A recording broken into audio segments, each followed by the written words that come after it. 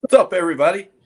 I thought I'd put him on the spot for just a sec. I was Hey, I like, gotta get my coffee. am I solo tonight? What's going on with that? I noticed Bridget had a comment a little bit ago that they don't know where they're going to put whatever it is that Chris is going to buy. Actually, I know what he's going to buy. Chris is going to pull the trigger on something pretty fun. What's happening, everybody? Welcome into the live stream. Typical Wednesday night. You see Bridget's comments. I think I have an idea what they're about. She's kind of stressing out over there. Well, they've got direct deposit hooked straight up to me at this point. Jeez. So there's a live wire of money feed constantly. I can only drive one at a time. So I think I may have got rid of a SCX6 chassis. What? Do I need 3? Yeah. No. I'll tell you why, so I can buy other stuff. Oh, here we go. He's going to buy another SBR. No way. I already know, VS410 builder's kit so I can do the IJ because I want to see how they do that kit. It's a neat screw together kit and it gives me an excuse to figure out how to scale it up and put that IJ project on a 6. Yeah. Maybe.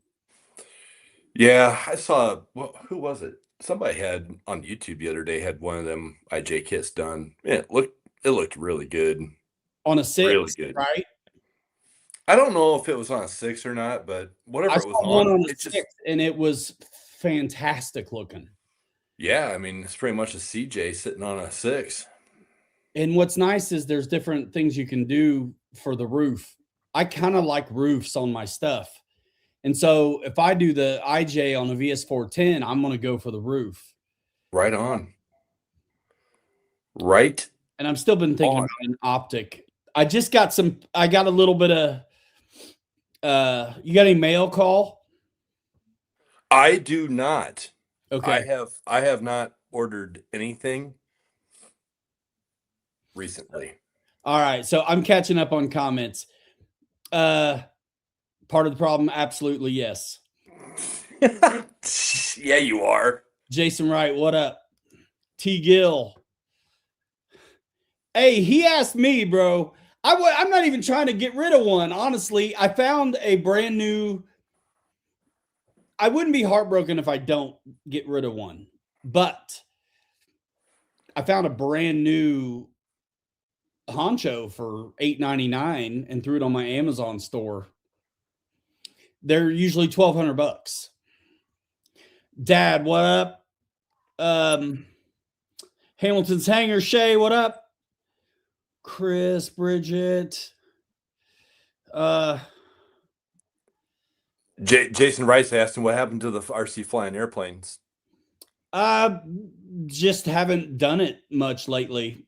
Dan Zimmerman, what's going on? You know, most of the times you guys saw me fly, it was for a project, a new release. And when they quit sending me new releases,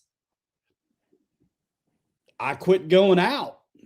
I just didn't have a cameraman. I didn't have a reason. I got a handful of little kids, just stupid busy. I love planes, though. I never will not love them, but I just can't make videos of them very good anymore. And so I refuse to put out less than what I used to. I mean, we had some of the best videos on the internet for the longest time. I really think so. Because all the camera guys I've had could also fly too. And it was just awesome. I actually was just watching the video from when we went out on the boat. And you and Bobby were flying. Sick. That's a sick video. I made it too long, so it didn't get the views, but that's a sick vid.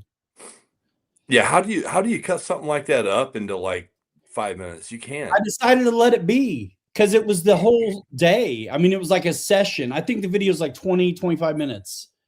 I was gonna say, yeah, it's a long one, but And Kirk, what up? you can't cut it out. Hey, what's up, Kirk? And it's like I am willing to suffer that consequence because it's a document as much as anything. Sometimes when it's a group of people and you're out, it's like I'm treating this thing like a vlog, like where I'm just want to share the whole vibe of the day, not just product review style, which, is cool. I sold a ton of planes, man. But And lots of floats after that video, right? I've been making lots of other people rich for a long time. Yeah. But I love them, Jason. They will always be my jam. My favorite. I think about flying. The thing about the trucks is, man, honestly, I don't drive them. We get out maybe once a week, but it's easier to do. It doesn't matter what the wind is doing. You can go in the woods, whatever. Exactly. For me, the trucks are about the wrenching. And it doesn't matter. It can be dark, middle of the night. 3D printing bodies that you can't buy is kind of neat. So just wrenching on cars is fun. I never have to fix the planes. And Jason, I got, I'll capitalize on it again like I have before. I was always an airplane guy. And then Ryan got me started on the crawling stuff. And since then, it's kind of just really turned into a surface thing for me. And I'm literally sitting here looking at airplanes surrounded over here, and they're everywhere. They're up here. They're over there. They're down there. They're behind me. They're over there. There's a couple new ones I want. In the next room, in the garage. In the next room, in the garage, over there. They're everywhere. In the corner. Yeah, man. And airplanes are a blast. And, they are. Like when we go over to, what's that park over close to you in Kirk that we go to? Balgo? No. No, the Tower Hill one, where the tower's at with the hill. George Wilson. Yeah, when we go over there, it's always like, you know what? I've got like two brand new like UMX Timbers in the boxes, and I'm like, I should just get these things out and put them in a trailer and just make a video of like the SCX6 pulling the trailer with the timbers in it and just go fly in that valley over there with those, because if it's not busy, who cares? It'd be great. It'd be fun. It'd be a blast. There's a couple of these beaches that because the woods, you're not going to fly in the woods, but some of these beaches we've been going to for like pre-runner stuff, bruh, I want to fly at these places. And I've got the new Twin Otter 1.4 I'm wanting to fly. It's tough, dude. And on the weekends, kids got sports. Yeah, I got an Aero Scout I got to put together still. I mean, Air Marshal, what up, dude? I've been really, really like foaming at the mouth on that GB. Pop, baby. Because I've got a couple extra like receivers laying here in the house, and I'm like, for the plug and play, dude, and toss a receiver in it for $259. Come on. What is it with the bind and fly? I don't know, a little over $300. It's $100-some receiver for like less than half price. Yeah, but you know what? You know me, I'm old school. I learned how to fly back in the day, and I don't want all that technology. I'd rather feel it, So that's why I fly the cheap old receivers, like what you said Bobby would fly in his stuff. I like to feel it. So this is the guy that used to have a car that you had to hit a button and a retina scan to get out the door. That's right. Exactly. That's cool. Whatever. Yeah. But but that's, it's irrelevant. The thing is, I don't like airplanes that I have to rely on all this extra gyro crap. I don't want it. I want to feel it. I want to feel it fly, I want to be part of it. So that's why I choose to go with the cheaper receivers, the AR, I don't know, whatever they are. Yeah, 620. Something like that.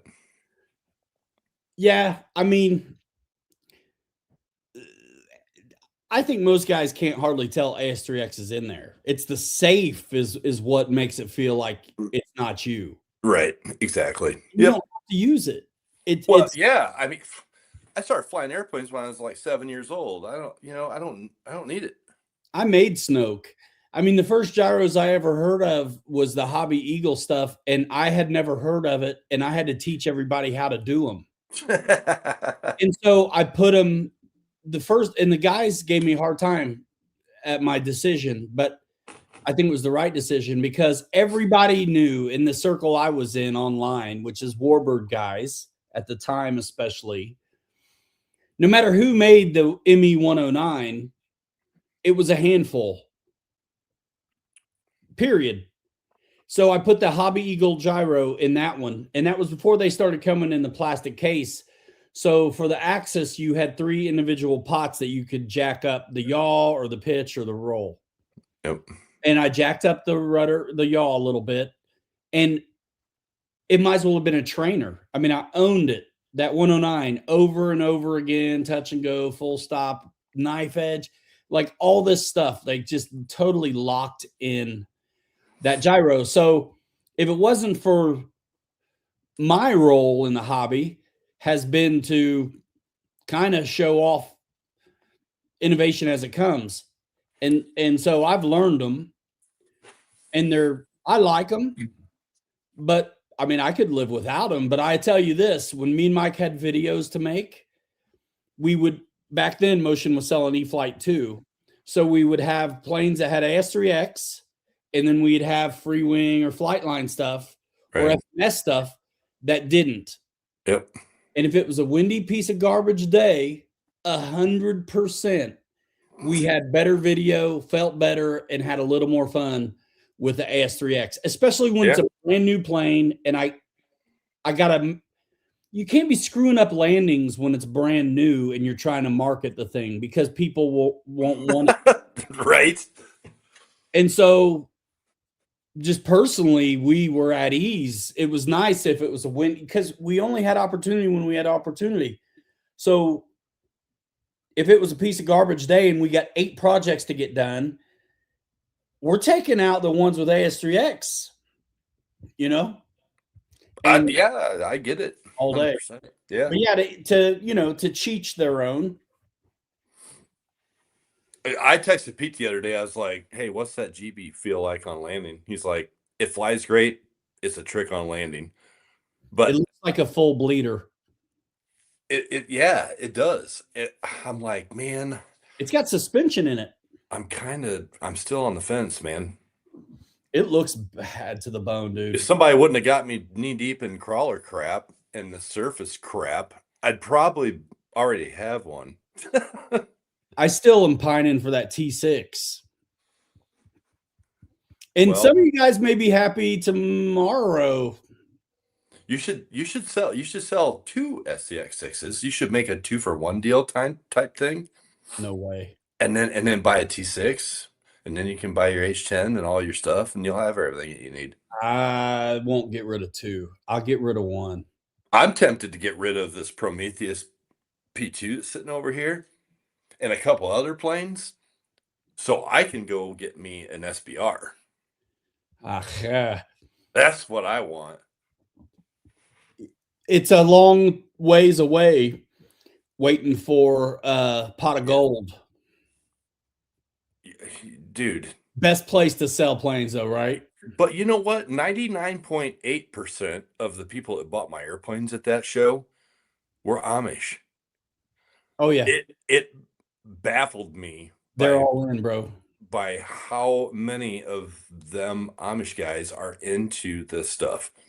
Those guys don't even drive, and they would still pop in at the old warehouse unannounced trying to get. And you know, I'm in the line of work of RV, and I see Amish guys every day, all day.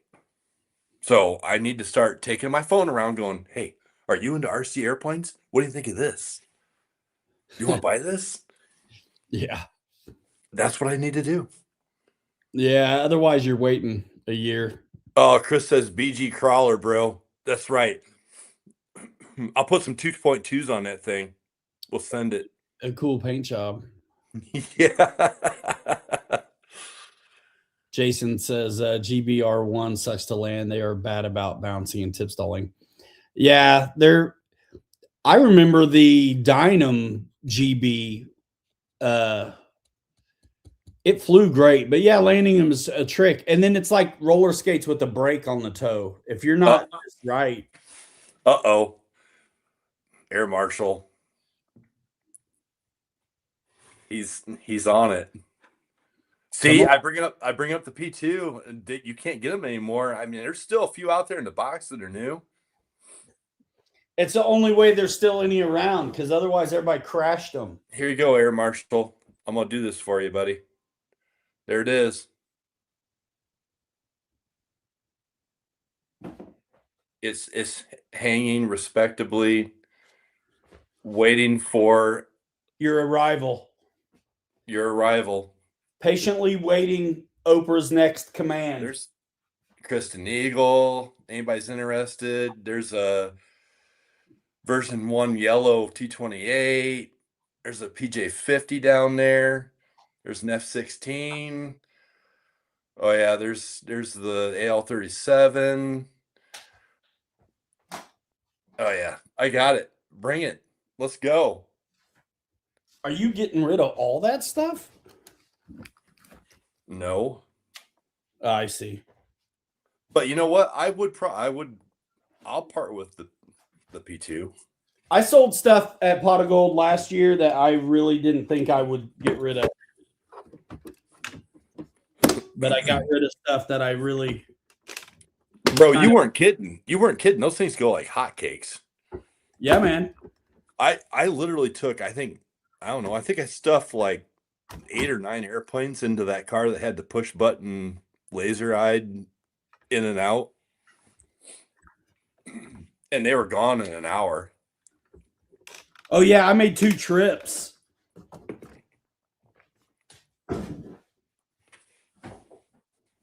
I made 2 trips, dude. Yeah, you did. Good times, good times. So I got a little work done on this guy tonight Nice. before the show. I was able to get I routed out the bed for the shock towers, my little toy Tacoma. Nice. So it's sitting pretty good. But next thing will be I'll take everything apart that I just cut out of it and jump on Fusion and pull those parts in and cut away everything that I need to, so that way if I ever make another one, then it's nice and clean. Oh, nice. You know what I do. So that way, like I did for Pete's Blazer, the Yeah. floorboards and things, and just cut everything away, and just that way if I print another one, it'll be, nice and clean. Yeah, Yep. yeah. I fixed up the Ford from the weekend. I just had to glue the bumper a little bit. Well, I'm glad that's all you had to do. I did put together my 54 Chevy. I pieced it back together. Oh, did you? Yeah, I did. After it got ramsacked by my honcho. You let those guys drive, man, that never drive.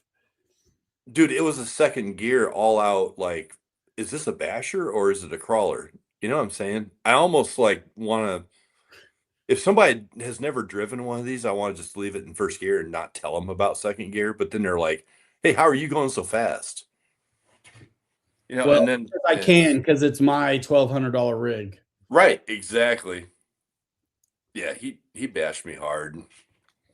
I think I was when we went out. I think I was in second gear the whole time. I think I was too.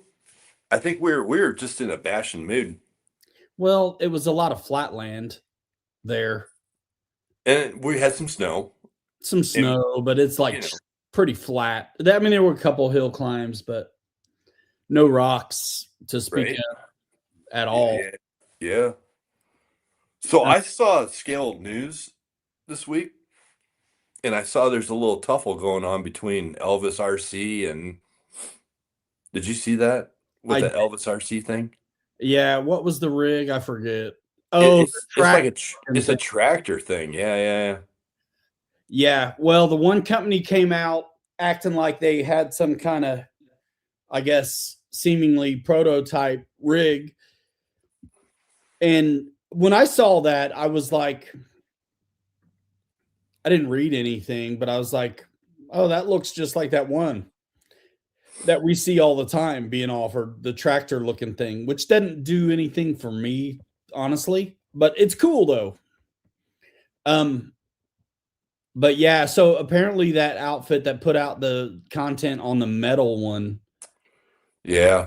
got contacted Yep. And and then got shut down. pulled all, well, I don't know if they got shut down or if they got caught and decided to pull down all their stuff. It looks like they backpedal a little bit from watching the news. It sounded like they're backpedaling a little, just trying to act like it was one of their Yeah. employees' special project, not something for business. Yeah, I've been tempted to buy the files and print one of them out. They're kind of intriguing. Especially it might be fun on one of these pre-runners. The tractor bullet looking thing. Yeah. Yeah. Yeah, man. I don't know. I mean, it wouldn't be a lot of filament. No, it wouldn't. And I think they fit. They fit on the 10.3 chassis pretty well from what I see. It's I'm worth a getting try. ready to do number 5 base camp. What? Yeah, I had enough extra stuff left over. Oh, you took my idea and bought the chassis rails and the skid plate and the transmission deal, right? And you're gonna just fit it up. Well, yeah, I mean, Did you buy the 10.2 or the 10.2 skid plate? no, I got 10.3 stuff. So that transmission that you bought off of Amazon or whatever it was, is that a 10.3 or 10.2? I'm gonna find out in a minute Oh, because you got did oh, okay, mail call. those listings are bullshit garbage on Amazon. But yeah, I mean, I'm sitting here with extra axles and a whole set of links. I'm like, I'm doing it. All I had to get was a skid plate, the servo mount, and the chassis rails. Yep. So I did because I think I'm going to make a shorty for this.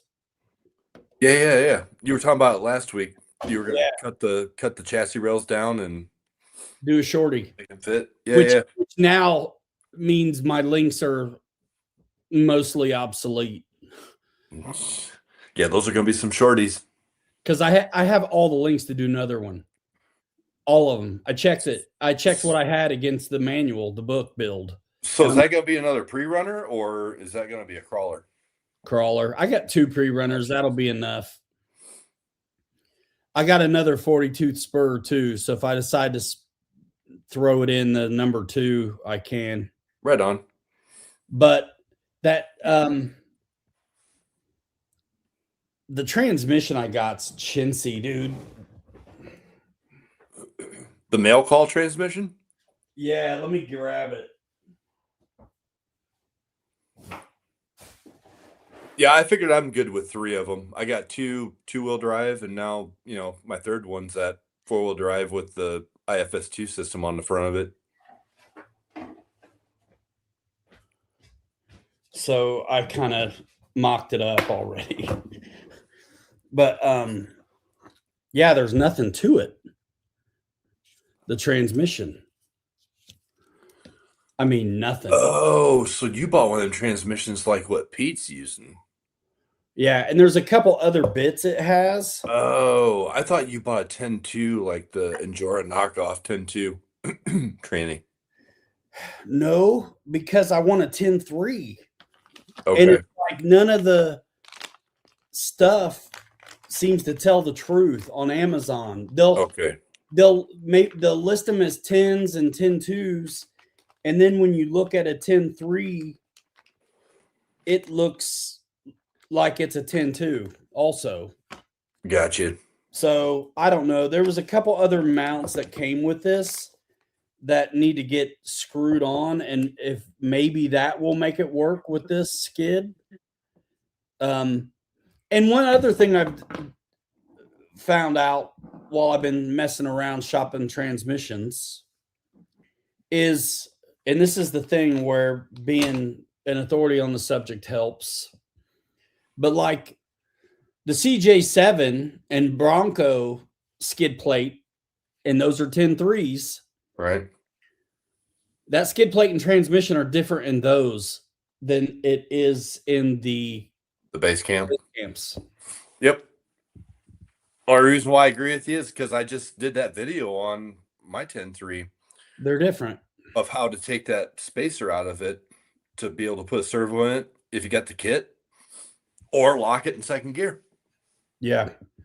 So I may need to mess around and get the different 10.3 skid to work with this transmission, unless the 10.2 skid fits in the 10.3 chassis, which it probably does. It should, especially if you're going to cut it and shrink it down, you can just make it fit. Yeah, I mean, because it's C channel, so it should just go in. Right. And I'm gonna use so yeah, that's what I got. Let's just do it. Mail call. So this is link mounts and skid plate. I got 10.3 Capra screw kit because I thought I was going to need it. Another 40-tooth spur. The servo mount for the 10.3 chassis, for up at the front, and the front bumper cross member. Yep. And then the chassis rails, which have a ton of holes in it, so you can do what you got to do wheelbase wise. Gotcha. Kirk just said he wanted to do that with his 10.3. What? Shorten it? Not a direct fit. The 10.2 skid plate and the 10.3 rails. Is that what he's saying? So did they not? So is the part of the skid plate that goes into the rails, are they different sizes? The skid plate. Huh. Go figure, man. Well, you know what, bits real dude? Quick. If we can custom fit these 3D printed bodies onto these F86s, you can get a skid plate to fit into the damn rails, right? Guaranteed. And absolutely. And the transmission I did buy. It's the Fab Factory, everybody. That's right. It did come with its own skid plate and a couple other little widgets. So I'm thinking it may be adaptable to. Kirk said the holes are different and the link mounts are different. That's probably workable, though. I mean, for what I'm doing, I'm going to have to drill holes. Yeah. Anyway. Yeah, it won't be that difficult to make that work. But if this basic transmission works, that would be cool. You should text Pete and ask him what he's using to make those transmissions fit. Because I actually meant to ask him about that when we were all together, and I didn't. I forgot. But I mean, I'm looking at this stuff, and it's like none of these holes. Kirk says it definitely can't be done. Oh, I know what they want you to do. So they want you to use their skid plate instead of the stock one. And then this transmission bolts to their skid plate. Well, okay. So then their skid plate goes in, it fits into the rails? Supposedly. I mean, I can't really know yet. Oh, Kirk, he changed it. He said it can be done. That's better. That's more like the Fab Factory we know. And I'm thinking this probably will. Son of a gun. I need to tell Air Marshal he needs to meet me halfway. And I'll sell him the P2, and I'll sell him that SCX6 dog truck up here. Yeah. I don't know how they think you're going to make this work. That's the thing about the Amazon. It's like they don't know what they're talking about. If it says 10, 10.2, and 10.3, it's like kind of impossible that it could be that universal. Right?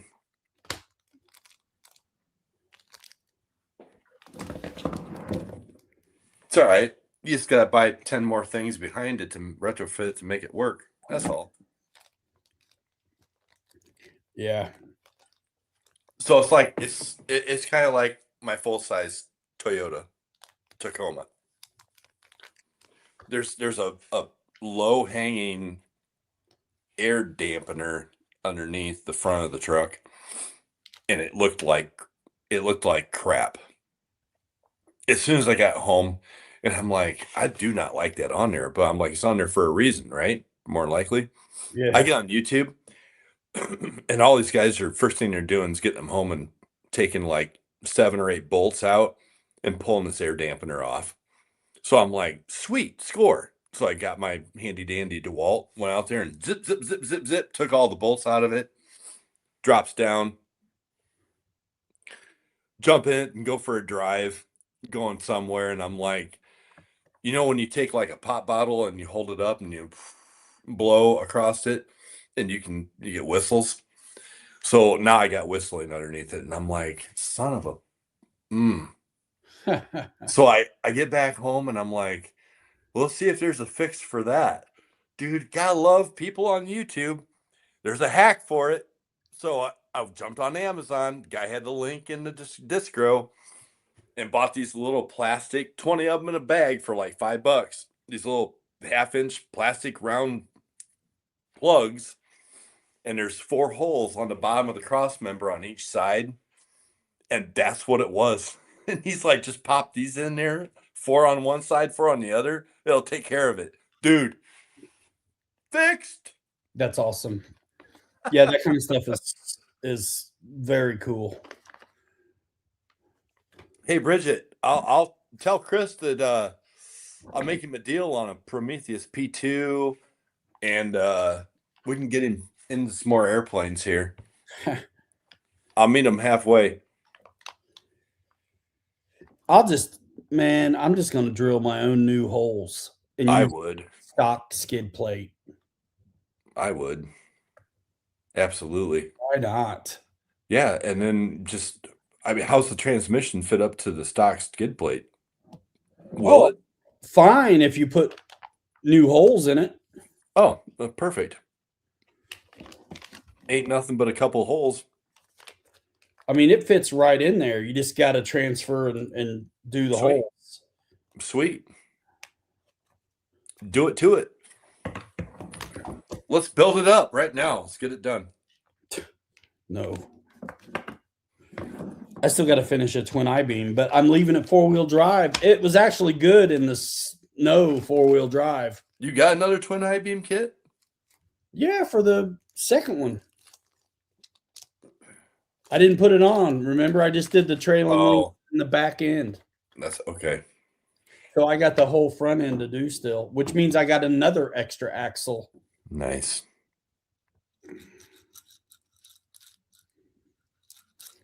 So what's the scoop with that transmission? What's the gears in it? How's that geared? Who knows? I gotta count them. Jeez. Let's tear that thing apart and dissect it and see what's in it. I wouldn't go fast in it. That's for sure. No, I don't think I would. I'll count the teeth. But there is some kind of reduction in it. Chris says, don't just talk about it. Be about it, Ryan. I am about it. I need to tell Chris to start. Yeah. He needs to rewire that money fund thing over to this palace over here. I got some things I need to offload. Garage sale. I'd like to sell some bodies. Garage sale fab factory night. I'm still trying to get rid of that Phoenix. Oh, the Vanquish. Yeah. Dude, you should sell that to that dude that went out crawling with us a few times that would come up to your hobby shop. He was a big Vanquish guy. Was his name Aaron maybe or something? I think so. You should reach out to him and Sell that to him. I don't know if mine is nerded out enough. He'd probably love to have that thing. He'd nerd it out. All right, so I'll take What, this what do you, off. what do you got going over there? Oh, what are you gonna do? Take the transmission apart? Yeah, I'll see what the spur is. Yes, that's what I want to know. Count teeth.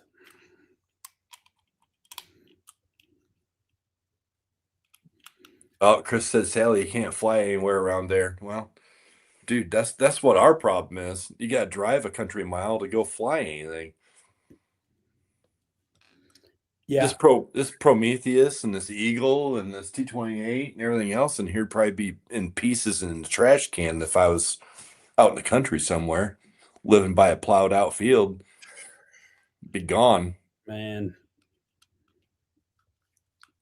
If I could fly out my back door, dude, I would be I wouldn't be doing this I don't blame you. I wouldn't be either. the same. It just wouldn't have worked. I mean, I'm not sure I'd even have to have a regular gig if I were doing that. I'm gonna mark this and count it. I think I can see the fireworks all the way from Alabama. What do we got? Okay.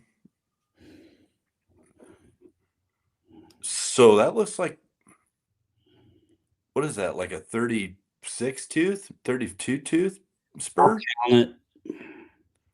And then like a 8 or 10 or 12 tooth pinion? Yeah, there's a interesting kind of reduction happening. So can you adjust that at all or not? No, it is totally Oh, what it is. ouch. Um, and I just don't trust it at all. It's so Us chintzy. us guys are always more high maintenance when So we start playing with toys like this. we mark a tooth here. It's like I'm not happy with the rims that are on this Tacoma. I mean, I gotta get me some what's that crap called? Plasti dip. I need some black plasti dip so I can spray paint these rims. They got to be flat black all the way around. I think it's a 30, probably. I got about halfway around 15. Dude, Chris, that's a good place to live, man. Right next to a hospital. Good for you. I'd definitely get a helicopter and I would go land on the helipad at the top for sure. It's a great idea. Airwolf style. Ryan's counting teeth. Looks like 30. And then the little one inside is 8. And then the medium one is already looks like it's in trouble. Oh no.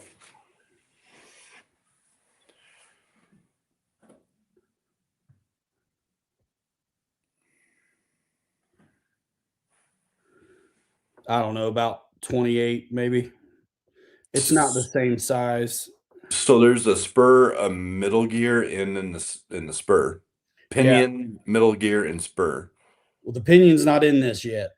So Oh, there's 2 gears in here now and then one in my hand. And the gears that's in here now are there's a little one and a medium one, and they're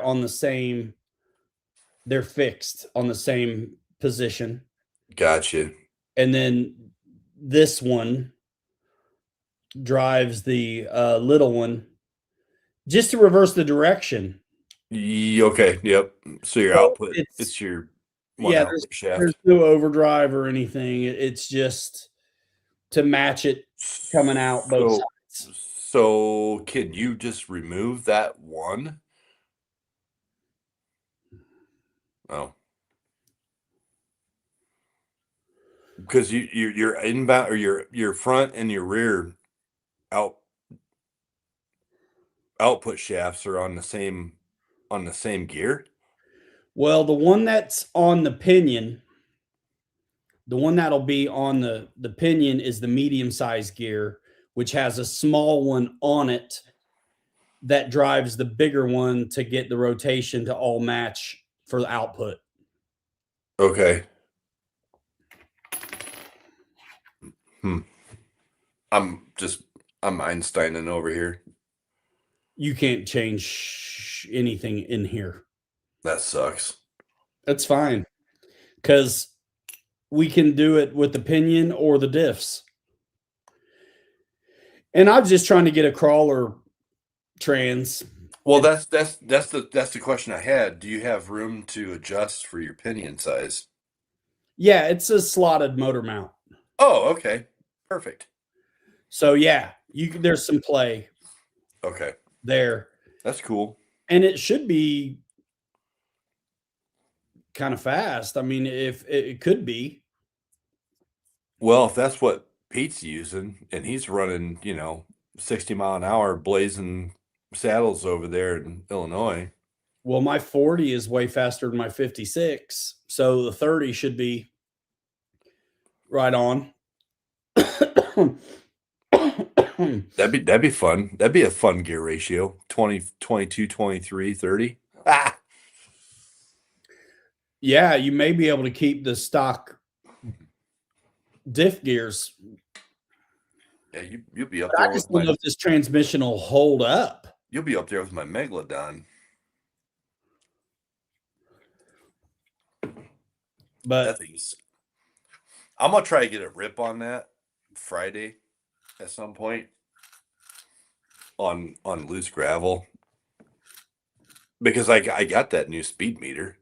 I want to try it out, but the thing's so squirrely. It's hard for me to.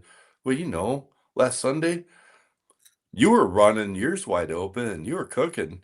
Mine, dude. As soon as I got to a third throttle and tried to advance it anymore, it was like wipe out. well, I couldn't get any traction. Oh, yeah. I mean, that was almost pure ice over there. And I was at the end of a run on that pack too. That was Kirk's battery. And I already run it in the woods. Oh, yeah.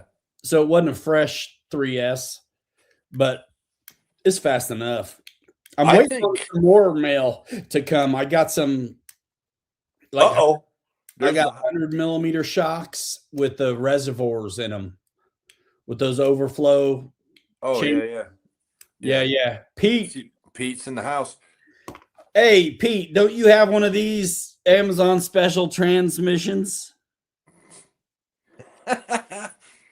He's like, yeah, that's the transmission that made my diff burn up and melt to the ground.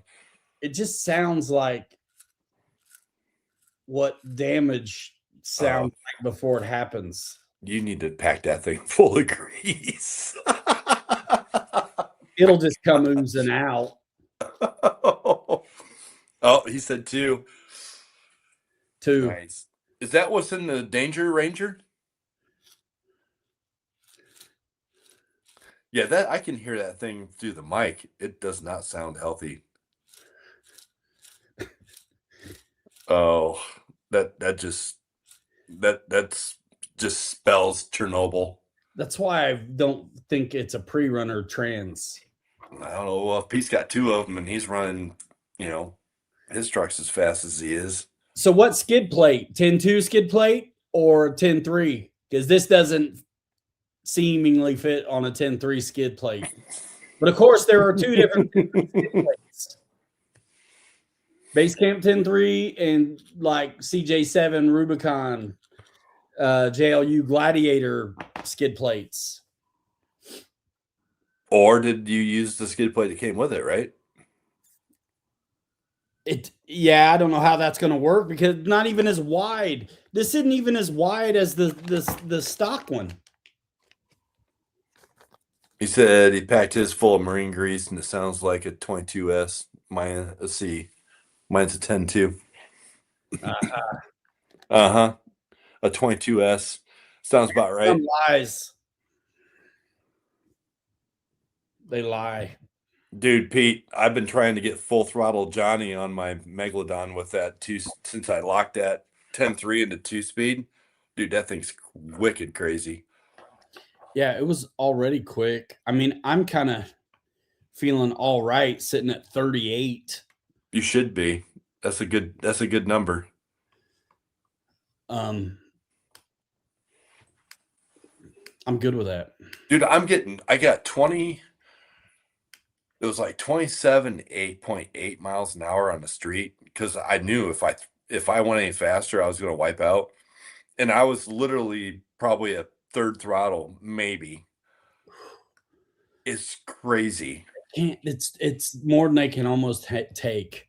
I d I wanna honestly, I wanna see something Chernobyl. I wanna see something just blow up or melt down. I think you will. So I'm trying to do just to see how far we can push these damn things.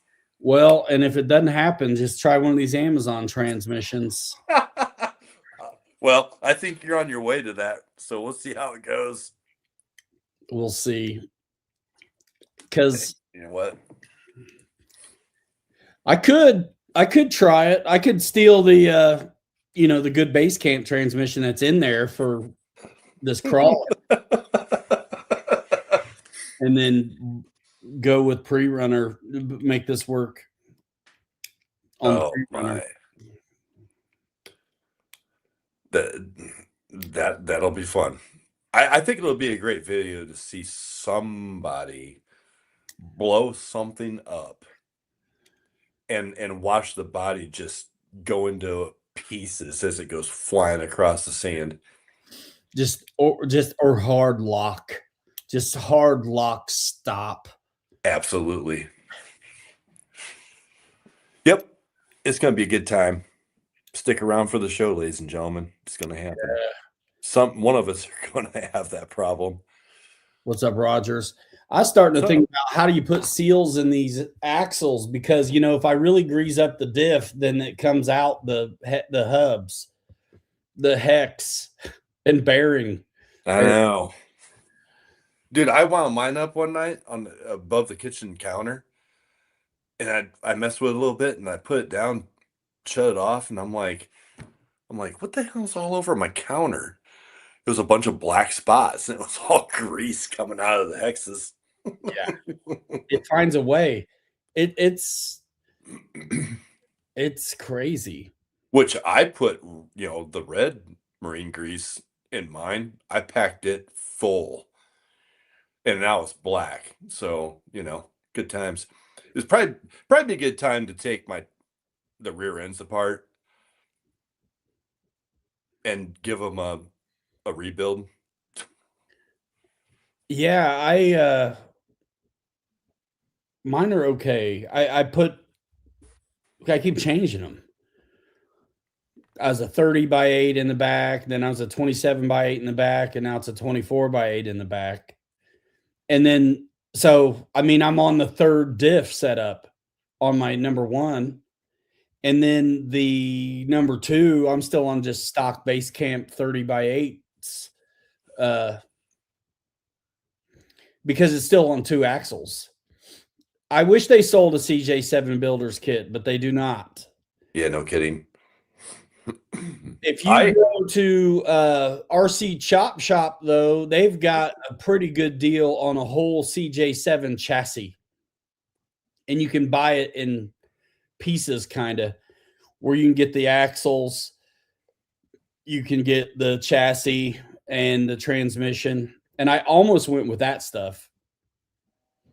But I was already most of the way there with what I have. I was like, I could still get the CJ7 chassis, and it's got a skid plate on it already. And at that point, then I'm wanting to get. So in my cart, I had the CJ7 chassis, and it had all the bits on it, just the chassis, wheel wells, skid plates, cross members, and then I almost got the transmission for it. But I was like, man, I got all this here already. Let me try one of those Amazon transmissions and just because I have so much base camp stuff left over from these two pre-runners that I don't need. Right. You don't need everything. Use it up, let me use it up. Right. Are you talking about the 223 Sinton Rogers? I wish that I would have bought the second Rubicon builder's kit when they were on sale when I bought mine. I kicked myself for not buying two of them. I'm mad at myself for not buying a Unimog builder's kit. I wasn't doing builds yet at the time. Uh, Bro, the dude, that Ranger looks looks killer, that does. bro. Mine Wow. is not holding up on the bug. That's all I gotta tell you. It was even worse once I got it out in the cold. Bro, so Kirk actually had a set of those paddle tires on the back of his pre-runner. And it was the day we went out to Spud Creek, and him and I were just ripping around while the girls were like out hiking. And he wound up actually ripping one of his beads apart, the glue bead on his tires. That We seems were to ripping. happen more in the cold. You know what I mean? Makes sense. Yeah. Well, and then I mean, look at how much power we're putting to them back ends, with these 2833s and 3100s and stuff. They're locked diffs. Yeah, it's There's nuts. no forgiveness. Speaking of forgiveness, one thing I noticed messing with my LC80, so I put the 2300 in there, programmed the drag brake, turned it up, whatever, all that, because what I was seeing when I crawled it out front. And there's a tremendous amount of the drag brake's fine, but like there's a lot of play before it locks front to back in the gearing. And I'm like, I hate that. I don't want that. If I'm at the top of a rock, I don't want to roll an inch and a half before before it Or it engages. kicks in. Yep. Because the drag brake's fine. It's the gearing slop. So it's like I've been thinking about taking apart that LC80 diffs, trying to figure out where that play is, if it's in the transmission or if it's in the diffs. If it's in the diffs, I think I can shim it and maybe get rid of some of it. Yeah. But yeah, I don't know. It bugs me. So now I got the LC80 all, doped out, nice power system in there, and I got this. I mean, if you're climbing up a hill, it doesn't matter. But if you're if you're up and down stuff, you're gonna roll Yeah. before it kicks, and it drives me nuts. That's crazy. These are finer points. If you're new to crawling, don't let it bother you. But it's like it bugs me. It almost sounds like it would be in the diffs. It would have to be probably. You would think you could tighten it up in there, but I haven't taken it apart yet to look because I got to figure out what shims I need. Yeah, Mr. McCall. Yeah, it's the FCX6 Tacoma. Yeah, I'm working on it. It's been sitting for a while, and I decided to pull it out and dust it off and start working on it again, seeing as how the weather's decent. You got those Relarlo wheels on there? I do. Yeah, I did put them on here. Let's see it.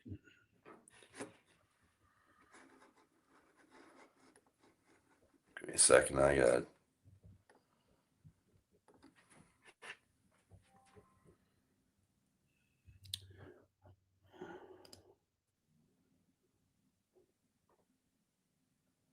Nice. There you go. Now you can see it. Man, there's a ton of up travel room. Yeah, so I've got the body about as low as I can get it, honestly.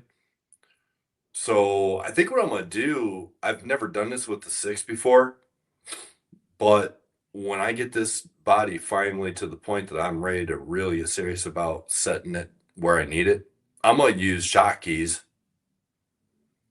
so I can actually raise the shocks up on the Yeah. towers. Is the preload all out of it? Yep, preload's out. Yep. Yeah. But it's coming along. It's got a ways to go. Nice. But definitely, I don't hate the tires, and I got some room to come down. Obviously, it's not sitting in the right spot, but so if I do that, it will look a lot better. See what I'm saying? It looks like, yeah, the whole body can come up just a smidge, like forward, not up. Yeah, correct. It is. It's sitting back right now. Just a tiny bit. Yeah, right near's where I want to be. Sometimes the links will give you enough if you spin them out a little. Well, it's actually I just moved it. It's pretty close right now. There, yeah, you're dead eye right now. Nice. So they're both, everything's all pretty much right there. That looks good. Yep. Yeah, it looks good. That looks good. Yeah, But man. a lot of work to do on it. I can't wait for Bizrodney to get my Corvair done, dude. Yeah, how do these? I want to know how these guys make those. Yeah. There's got to be a There's got to be a program or something out there. Some kind of trick, you know. There's got to be some kind of trick. There's some way that they can do that, but it's kind of cool because Rodney actually. Have you noticed all of his interior bits are the shells are all pretty much the same? Like he works off of the same design for everything. When you've got that little box with the seats and everything goes in, kind of like my Blazer, and everything goes up in and mounts in. It seems like every one of his vehicles are all that way, which is cool, but he designs them all the exact same way, which it works. Yeah, I mean, most of those they're static model guys. So all they need is a floor that's going to sit on the chassis. Yep. And you're done. Will it have an interior? No. I'm not putting an interior in this. I'm probably going to just put the windows in and I'll wind up just spraying some window tint spray in there and just make the windows just tinted. I've done that with I did that with my Land Rover and a couple of them that I decided not to put, interiors in because I gotta get the body down so low you can't. Ryan and I had fought that and fought that and fought that. Bro, I don't do anything except the seats and the dash and the steering wheel. Yep. And I still have to cut out the bottom of my seats so it can fit on. Anybody want to buy a Blazer body? It's so sick, dude. Mr. NorCal, you came by the other night when I was on late, didn't you? Welcome back. Yeah, dude, that Blazer's killer. I'm at the point now where it's like, all right, I see what I can do. And I got some that look really nice. I don't want to beat on a lot. So now Like I've this got one? my beaters. Like in this Corvair, dude, if my Ford is my best one right now for performance, when I get the Corvair done, it will be my best one I have. Oh yeah, 100%. And they keep getting better and better as we do them. But I mean, performance wise, just because it's going to be a smaller body, lots of wheels sticking out, good departure, good approach, low center of gravity, dude, that Corvair will be sick. And what's neat about that Sweet Caroline at Matt's Off-Road Recovery is I really like how it looks now, but I've seen their drawings that they have for their mock-up. Bro, It looks just like this, except it's a Corvair.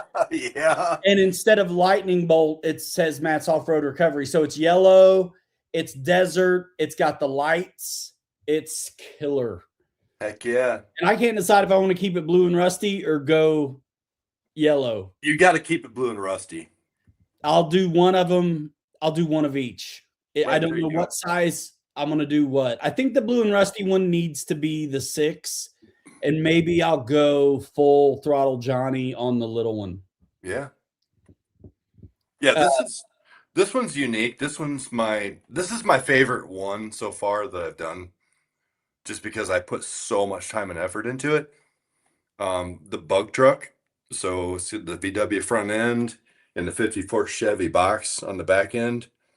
Awesome. Um, and I think I got a video on my YouTube channel of all the Bondo and all the filler I did here, because I actually had to put pieces on to the bug um, fenders in order to make them kind of match the fenders on the 54 in the back. So this is kind of a hybrid. That's killer. Yep. That's my favorite one to run. I think I got it figured out. Yeah, the one with the pre-runner, because that's really what my second pre-runner is supposed to be, a Corvair. So I'll do that one yellow with the lights and everything, because it's going to be my fast Corvair. And then the blue and rusty, I'll just let it be crawler. Yeah, 100%. Oh yeah, we had a good show the other day, man. Yeah, dude. Thanks so much. Good to see you again. It's awesome. Yeah, thanks for coming back. Oh, that reminds me. So I wasn't able to select your channel to stream to today Oh, really? Why not? because I quit paying $45 a month for StreamYard. Oh, that's fine. Nobody was watching it on my channel anyways. You had 500 views and I had 20. I don't know about that. But it's like, yeah, I didn't know if that was going to work or not, so I didn't know till tonight whether that was going to let me do it or not. This one, seeing as how we're talking 3D printed bodies, this is the one that's obviously my avatar on my channel. And this was the first one I did that was on the SCX6. And the first two I did, one of them I gave to Ryan, and he talked about it last Saturday night, I think, of me giving you all the parts and pieces in a bag, in a box, or bags with everything labeled. Yep. And then I did this one. This was my first SCX6 body that I did. And I'm glad it was the first one I did for the 6, because it's actually the easiest one to do, in my opinion. That's what we were talking about. Like, man, the flat sides Yep. are really, you can get away without really finishing them. Sure can. Yeah, I got two of those. The gray one back in the corner up here, that's the one that Ryan's Ford pickup truck. We had a collision and he did a good number to it. Yeah, I owed you one. All right, guys. And we can't leave out the dog truck. We can, but if we do, it'll crap on the carpet. It will lift its leg. That thing is sick. We beat this thing bad, and it just kept on going. The nose was I bought a 3D scanner, a Creality 3D scanner, and figured out how to use it. And one of the first projects I did was the nose, and it's actually my golden retriever's nose. So this one's fun to drive around. It gets a little bit of attention. That's killer. And it's for sale. Anyway, yeah. I got some other ones too. How many 6 bodies have you printed so far, Ryan? How many do you have? 1, 2, 3, 5. 5. 1, 2, 3, 4, 5, 6, 7, 8, 9, 10, 11. I have 11. Sixes? Yep. Holy crap. I've got the dog truck, 2 Land Rover Series 3s, the 54 Chevy, the Scout, the Blazer, 2 bug trucks, Oh, a yeah. Land Rover pickup truck that I never drive, and then my VW Bug and this. Oh, yeah. Yeah. The one that I patinaed out a little bit crazy, but it's cool. It is. It reminds me of the FJ a bunch. Yeah. Yep. And Yeah, then, dude. but yeah, it's And man, there are other Corvair files, but I'm waiting on Bizrodney because it's worth it. it is worth it for real. Bro, his Absolutely. stuff. Absolutely. So good. And Chris has 2 stretched SCX6 printed bodies, and we've done a bunch of 10 scale ones too. What's it called? Stretch Armstrong, right? Stretch Armstrong. Right on.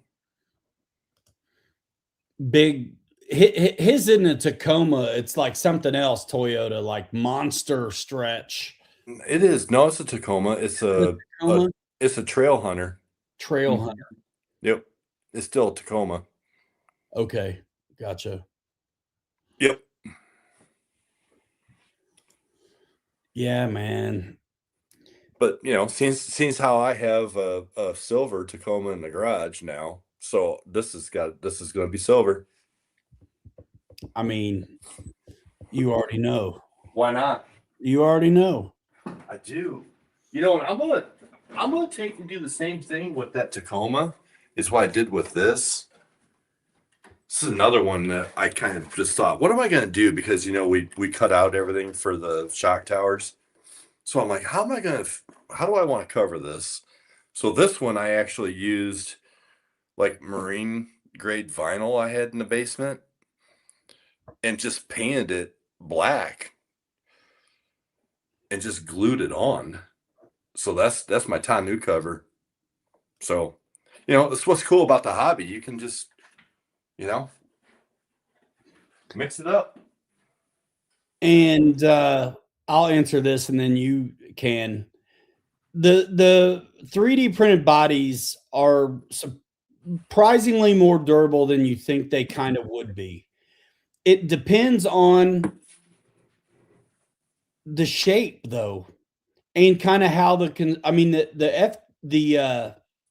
55 Chevys key together and have so much other stuff that goes on them, like with the fenders, that they're stupid strong, I think, right?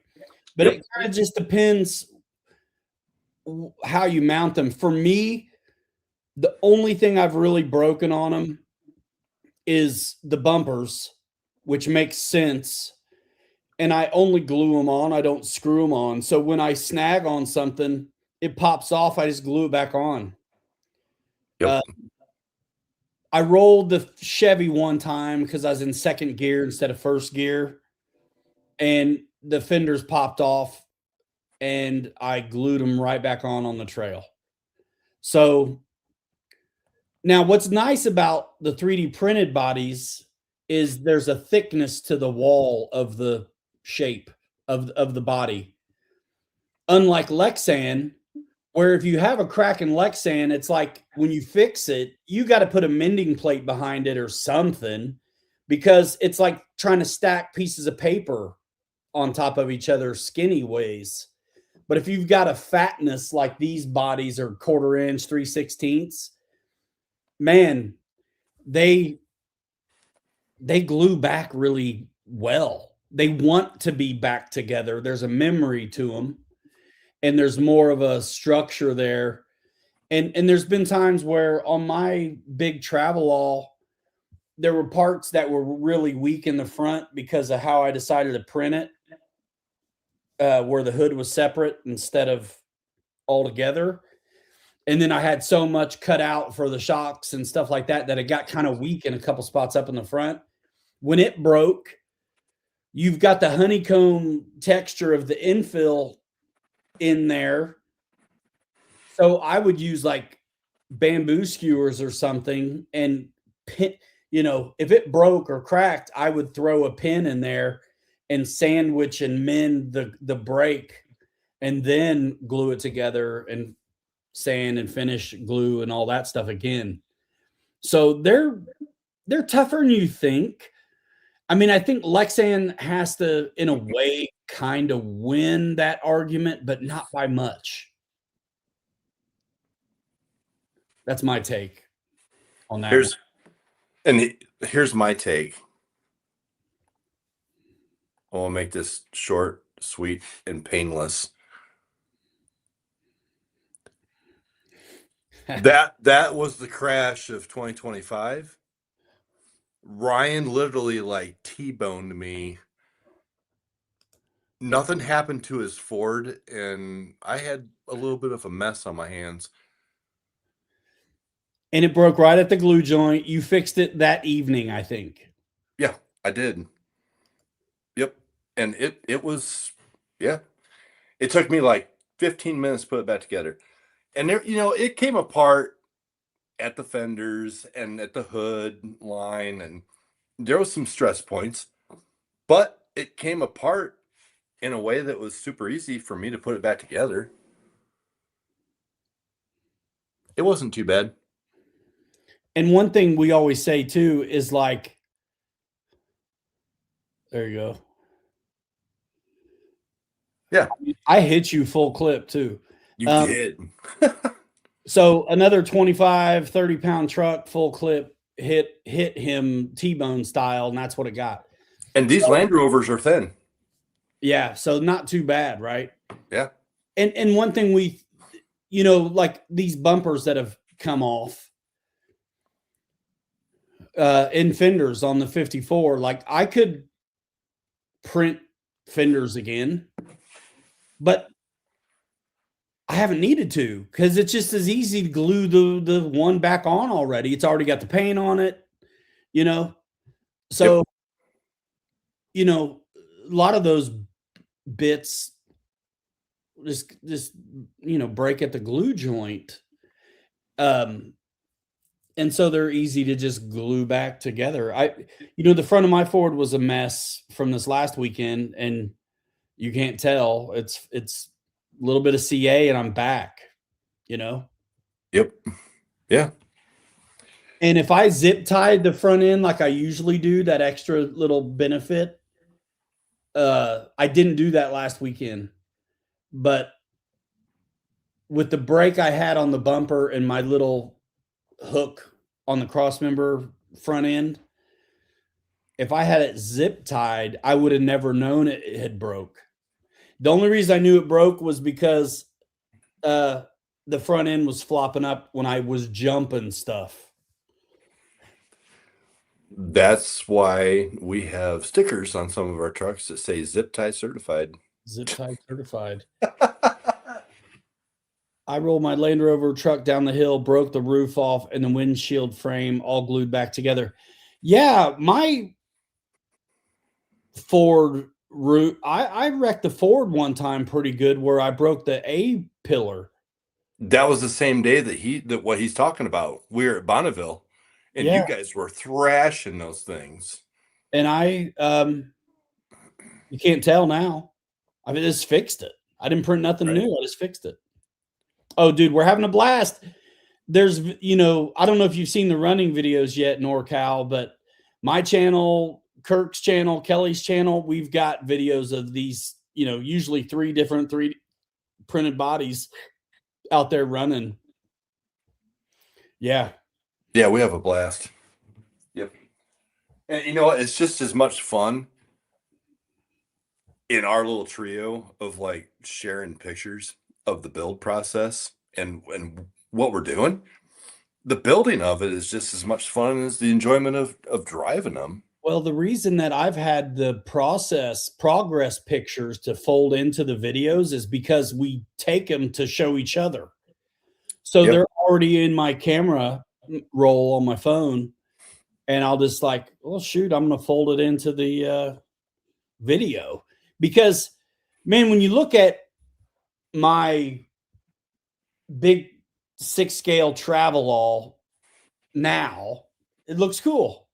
But when you see the all the different colors of print material, all the filler and sanding and all the crazy work that went into it, it's a whole nother story.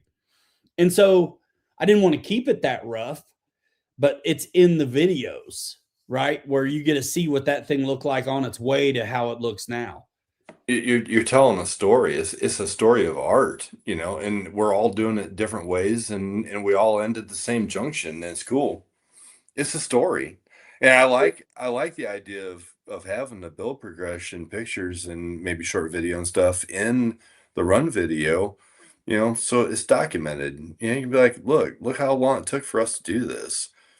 You know, I could knock one of these once I print one of these out, and if it's warm outside and it's nice, and I'm in the mood, I Ryan knows, so is Kirk. I'll print one out, put it together, and I'll have it mounted, painted, and done and running in a week, week and a half. Because I get stupid on it at night and early mornings and the weekend and just get it done. I guess that's what happens when I don't have kids. Yeah, and there's, it's up to the modeler too to decide how much they want to put in it. Um, so I've been known to overkill the finish work a little bit, maybe. So what? Markel, yeah. So it's Pilot Running Media. The KKRC 76 is mine, and then YB Normal Crawlers is Kirk's channel. And so when we all go out together, you know, we're all blasting everybody with videos, you know, from that day at some point in a few days after that. Yep. I'm looking for a picture. I know I got a picture of the the big travel all rough. Print out a canoe, scale it up, throw it on an SCX6. Looks pretty cool.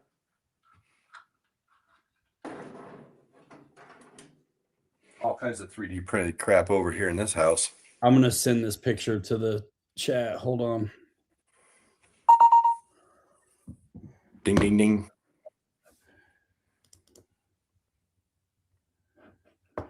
I'm happy to see my how to scale or how to find percentage of scale video. It kind of has taken off in the last month and a half. It went from like 300 views. It's over 1,000 now. Dude, I see people asking all the time on Facebook how to do this. Yeah. Yeah. Yeah, Kirk's got a video of the canoes. Heck yeah. Let me find this image. Bro,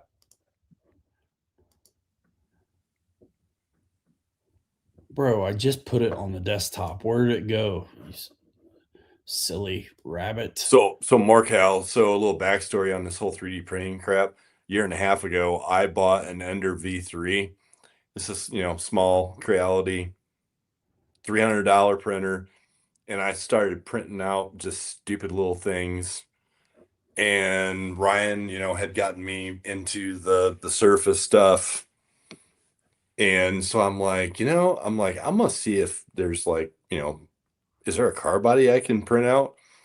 So I have a little Jeep in the basement that I printed out, and I had no idea what I was doing with scale. And I should go back and reprint this thing and actually make it big enough to go on a SCX6. It would be kind of cool.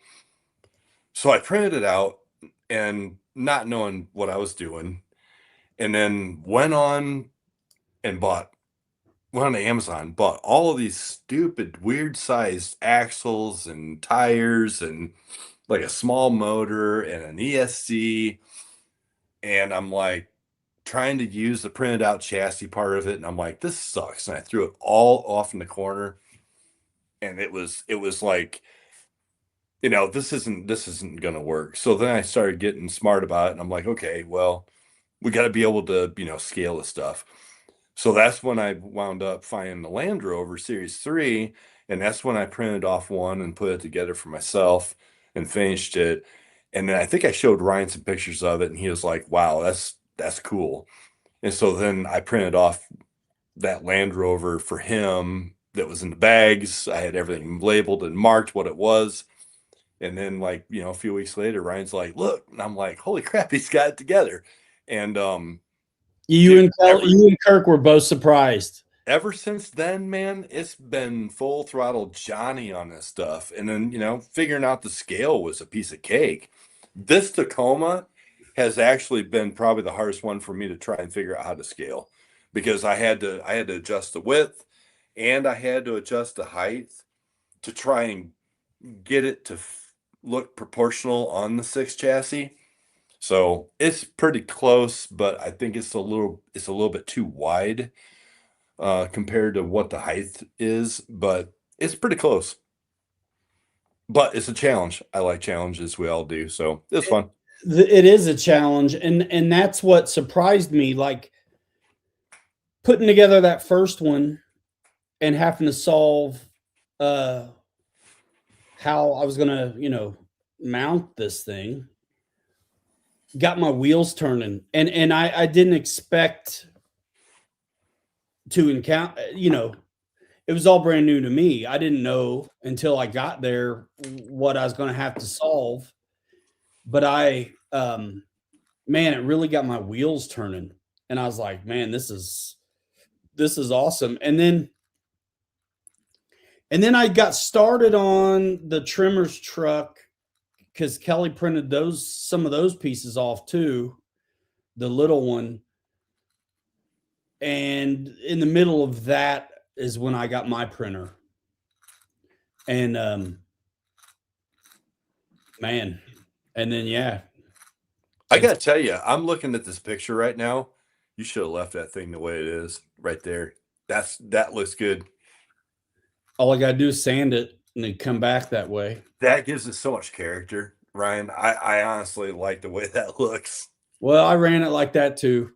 But I wanted to hide the whole point of the finishing was to hide what made it obvious it was a print. So all those lines, I love the way the paint does what it does, but all the lines and even the different colors of print material, it gives it away. And I had done so much work on them to make them smooth that once you get paint on it, you don't see the cracks or the lines anymore. Like when you're looking at these doors and you see those yellow lines, those are the high points from the print. And the paint, the red, the blue, the whatever's on there, it filled the low spots. So, man, I've sanded that whole thing 2 or 3 times easy. Yeah, I definitely like the way it looks like that better than I do the way it is now. The way it is now, it needs some graphics on. There's too much red in the back and no windows. Yeah. So it needs something, but it's art. And I wish this was a shot of the back end. The back end with all the curves and the radius and being the top of the print, dude, there was so much work to be done on the back end of that rig. And you can't tell now that it was like that. I think your Snowstar is the best one you've done. As far as getting rid of the print lines, you can't tell it's a 3D printed body at all. Thanks. I mean, at all. I think that one and the trimmer's truck are probably my top 2, but the Chevy's pretty good too, man. It's the least amount of finished work was the Ford. And that's the one you thrash on. It's built for it. It's built for it. It's built for it tough. Yeah, the tires hit every obstacle first. And the approach and the departure is really good on it. It's low center of gravity compared to the other ones. What printer would you recommend? I've never done any printing and I know zero about how to do it. They're all really good these days. It used to be kind of tricky, but it's a lot easier to do it and get into it now than it ever used to be. And I say this all the time. I got the Bamboo X1C, which is kind of fancy. But if I print off on the X1C and you print off on what you have, you can't tell the difference. Here's the thing. Get a big print bed. That's the trick. I've got 2 Crealities. I've got my Ender V3, and I use it for the small things, mirrors, taillight lenses, headlight lenses, just small little things, maybe a seat or 2. And then I have a Creality, K1 Max, and it's a 300 by 300 by 300 millimeter print surface bed, and I do all the big stuff on it. I wish I had a K2 Max at this point, but I don't. But, I guess to what Ryan and I have talked about offline here a lot is seeing how he's got the Bamboo and I'm running Creality, Kirk's running Creality. It seems like the Bamboo lineup is more it's more like using Apple products. The Bamboo stuff is already kind of they've done the homework for Well, you in the background plug where and the play. where the other brands out there, I can speak to Creality because I've got 2 of them. They're a little bit more like a Samsung Galaxy phone, right? You kinda have to make it do what you want it to do, where Bamboo's gonna do it for you, is the easiest way for me to kinda explain it. When I got started, I knew nothing about it. When I bought my printer, I thought maybe I wasted $300, but a year and a half later, I got 11 big SCX6 bodies, various other little 1/10 scale bodies, and it's pretty simple. So, get yourself a printer. It doesn't matter what size it is. Get a printer, watch my video on how to scale things. It's a dinosaur program, but it works for me. It works for us in this group. And if I scale something, it's gonna be there. Yeah. And I was doing it a little more primitive at the beginning and still getting close enough that I could work it out on the scale. And you Um, can, for sure, you can definitely work it out. well, the idea is the same no matter how you get there. Plot the coordinates on the arches and scale to the wheelbase you're building for. It's that. Right. Just go watch my video. I tell you exactly how to do it. And it works. It's perfect. Do you sand before you bondo? It all depends on how rough the print is. If the print is super rough, I'll pre-sand some things and then I'll work it out with the bondo paste. Yeah, I'm gonna show. I'm trying to get this picture up, and then I'll answer mm, But also. you also, and when you start learning how to 3D print stuff, you will figure out what orientation you want the prints to be in and how you want the printer to print it to give you a better fidelity of the print. A lot of guys will, and I haven't done it yet, but I'm seeing a lot of guys that are tilting things on angles so you don't get all the little facets is what Ryan calls it, to where the printer head is trying to create a rounded surface, and it's having to do it in build a block style, right? And so line after line, so guys are putting stuff on angles to kind of help get rid of that. And I need to start trying that. You're going to use more material and supports, but the finish work on the back end is a lot less. Yeah, and I think the work is gonna you're gonna have to do it somewhere. So when you get thinking about the orientation, you get to decide what you want to sand on. Like if it's gonna, it's gonna be worse somewhere. Do you want that to be on an area where there's a ton of detail and maybe you can hide it, or you want it to be on a bigger area that's easier to sand and work on and fill? So you get to pick, but the work's going to be there somewhere, Yep. and there's just kind of no way around it. Man, why is this so hard to um, try to share a damn picture?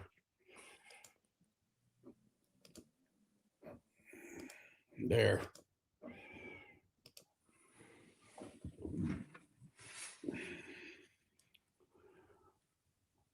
That one turned out. That one's your best one, in my opinion. That you did a great job on that. I think his channel's already in the description. KKRC76 NorCal. And if you're shopping bamboo, which I think is plug and play and really easy, I hit the ground running with bamboo. You're going to pay for it. But there's link to bamboo in the description, as well as all the short form social media platforms and some of my affiliate links. Later, Kirk. See you, Kirk. Hey, now, I'll be right back. Okay. So for me on the sanding, I would say, you know what? I've been rear-ended by everybody out there on the trails one time or another. The bumper's fixed. Don't feel bad. Pete felt bad, I remember. And I was like, dude, no big deal. It was going to come off anyway. I think I knocked the front one off after that.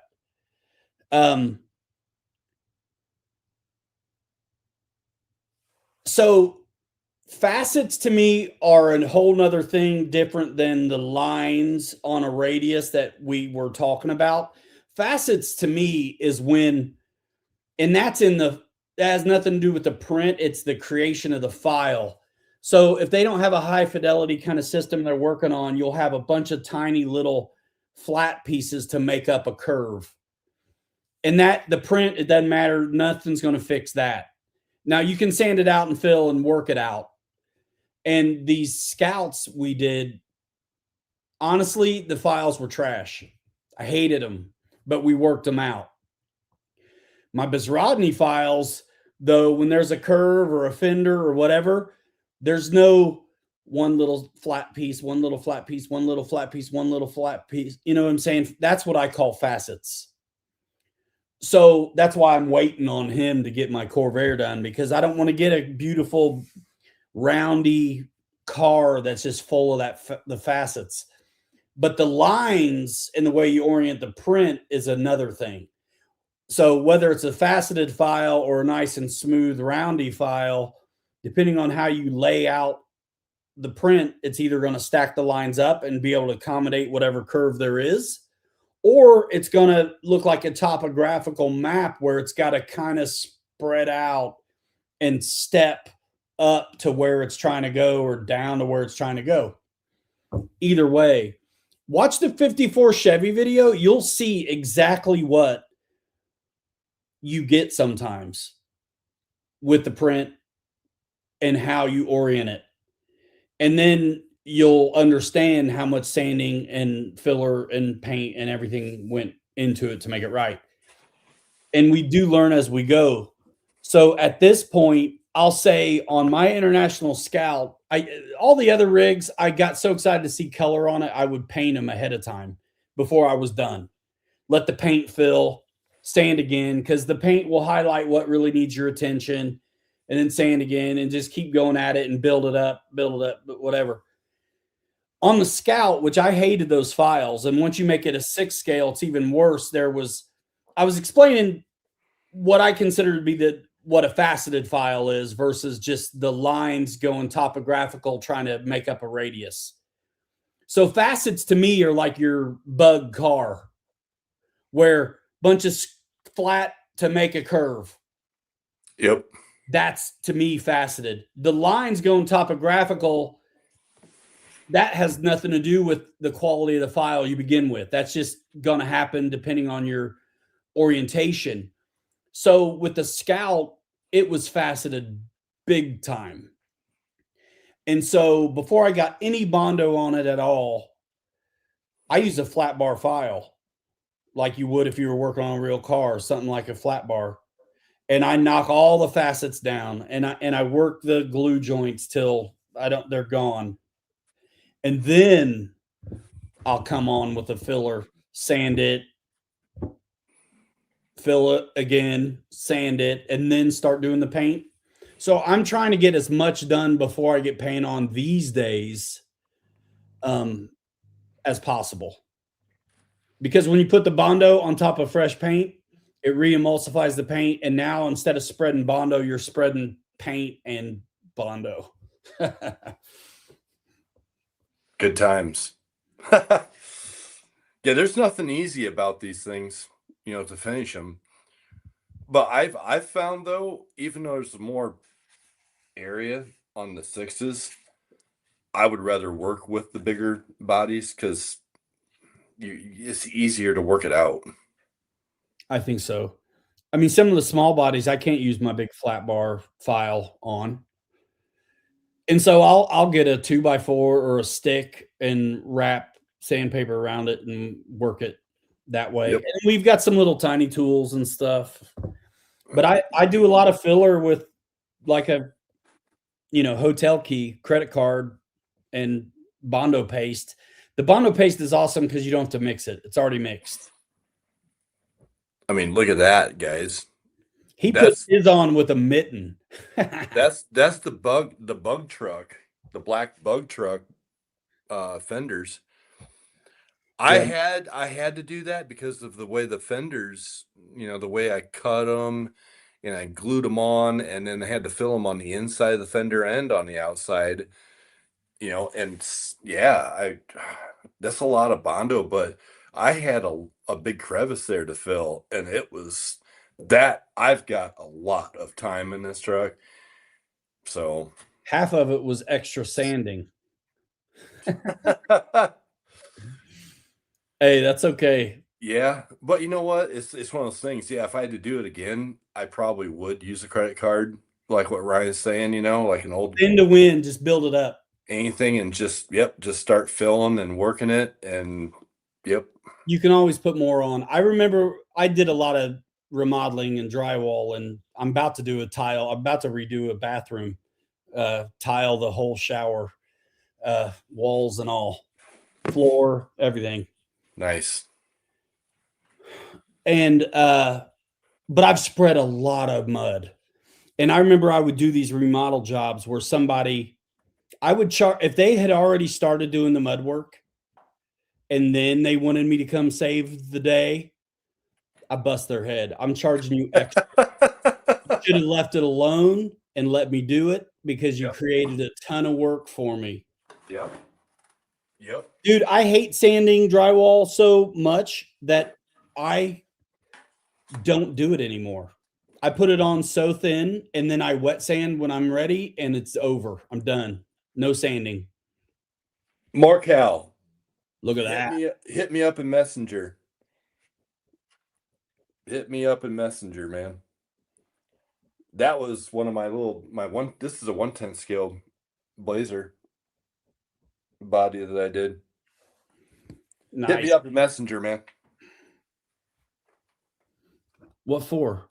What are you getting? What's happening?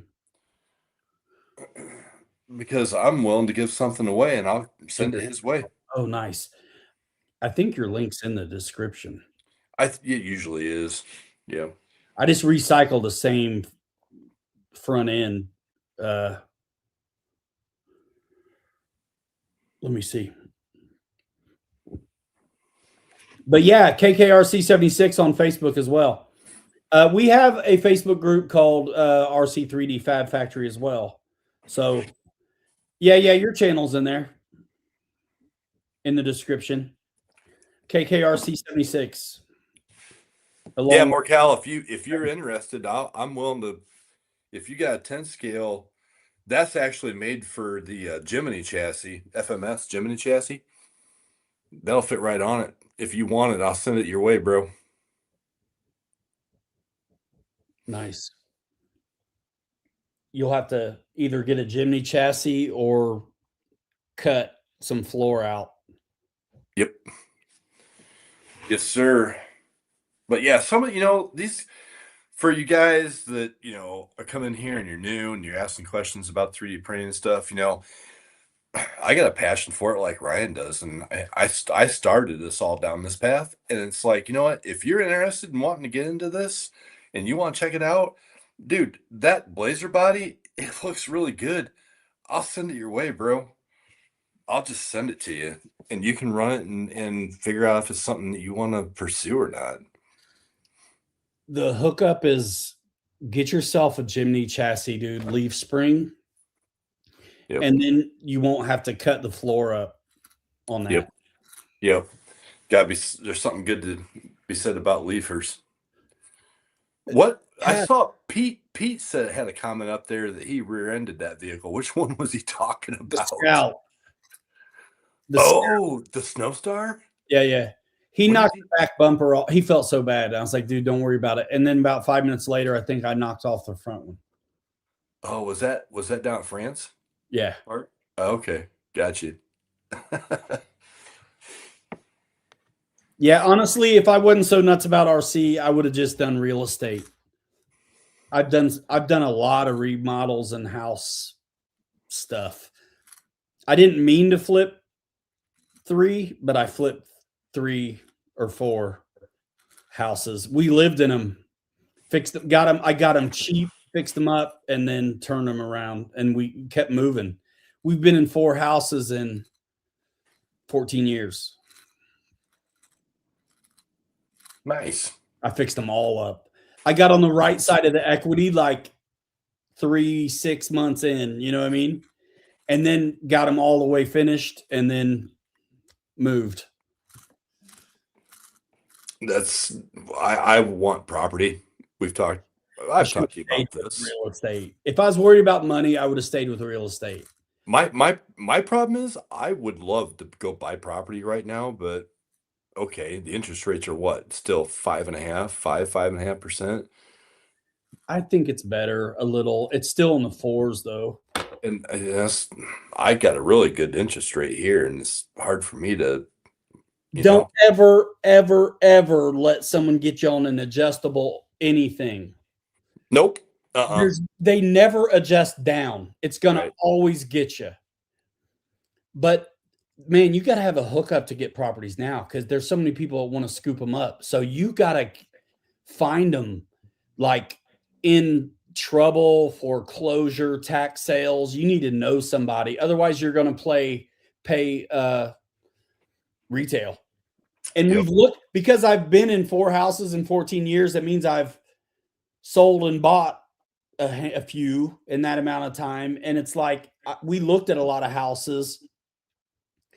And some of the equity is hard to put a finger on how you benefit. When you fix a house up, you don't always necessarily exactly see that money come back into the sale price because that's going to comp on the neighborhood and the size of the house. Yep. But the benefit from having a nice one that's up to date and has been remodeled is that it's not on the market long.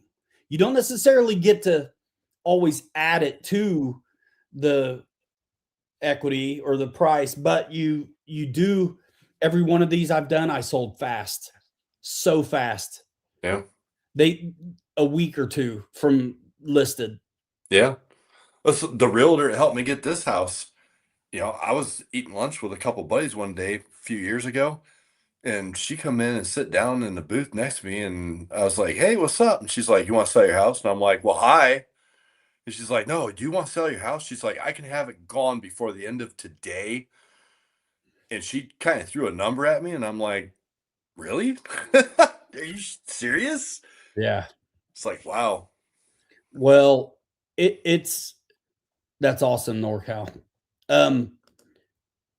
It's actually super crazy, right? Like when I think about what I paid for a place, and then you see what it's Zillow right now for. Oh yeah. And it's like, wow. I mean, you kind of get excited, but then you have to think, bro, everything else also costs more. It's relative. Like Yep. you remember what you paid for, and then now you're seeing the digit they're talking to you about. But you have to curb your enthusiasm because it's not as good as it looks. Right. It's good, but it's not as good as it looks. It's like, okay, it kept up with inflation, you got lucky, and if you were to move your house and you have to you have to get into a new one. And so unless you buy a piece of junk again, you're just trading payments and moving. You're not going to really be up a bunch. Right. I was Right. fortunate enough to buy them all distressed, foreclosure, estate sale, whatever, and I did all right. But Oh yeah, you can. Absolutely. but I wouldn't have had any. So every time I got a new one, I had to throw everything I made on the last one went into the new one. Yep. 20% down, which gets you good payments. And then the rest of it is to make the new one up immediately on equity, Yep. Yep. basically. Yep. I I agree with you, Markel. If I can make enough to survive and still have an RC hobby, I'm good to go. Yeah, Yep. I chose RC, and Yep. I mostly don't have any regrets. Yeah. I love the hobby just because I like working with my hands and it gives me something to do. And that's why I love the cars so much. I love the airplanes, but the cars are always something if it's a rainy afternoon and it's a Sunday afternoon and you're not doing anything, you can pull one out, work on it. There's always something to do. Well, my kids and everybody will go to bed, and I'll come right back in here and wrench, Zones out. wrench. Yeah. And my hobby became, it was interesting the way it happened for me was because, well, as soon as I got in the hobby, it was airplanes in 2008 ish. I hadn't been flying for a year, and I started writing articles for magazine, and I did that for a little while, and then we moved here, and then I was still doing magazine, but I got going on YouTube. So I hadn't been in the hobby very long when the YouTube thing started, and kind of marketing and magazines, all this kind of stuff started in a way at the same time. So there's this little bit added dimension for me because everything's relative to you and your own experience. So for me, my hobby experience is also kind of this whole community stuff at the same time, which is cool. Yep.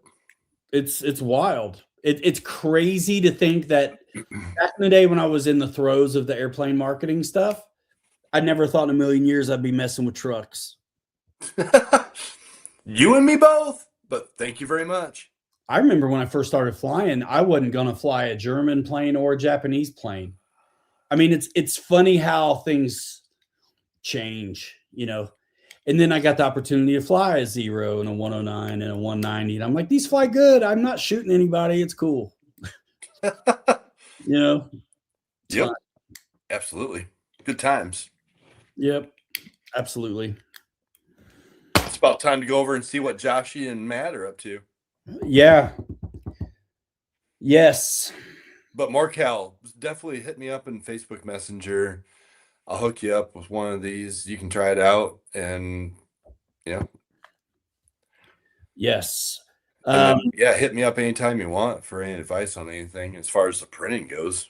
You know, I'm always available and willing to help where I can. And you know, if you buy a file and you're like, "What do I need to do here?" You know, we can work it out. 100%. All we got to know is the wheelbase Yep. of what you're trying to make it for. That's Yep. it. Yep. And it's amazing because I remember when we first started doing this, we figured it out. And then, but we're new to 3D printing, and we still are in a way, right? And Mhm. we, you kind of discover that, man, there's been people who have been 3D printing forever, and they have never had the audacity to try what we're doing right now. I don't think I ever saw any 3D printed 6 scale bodies till you.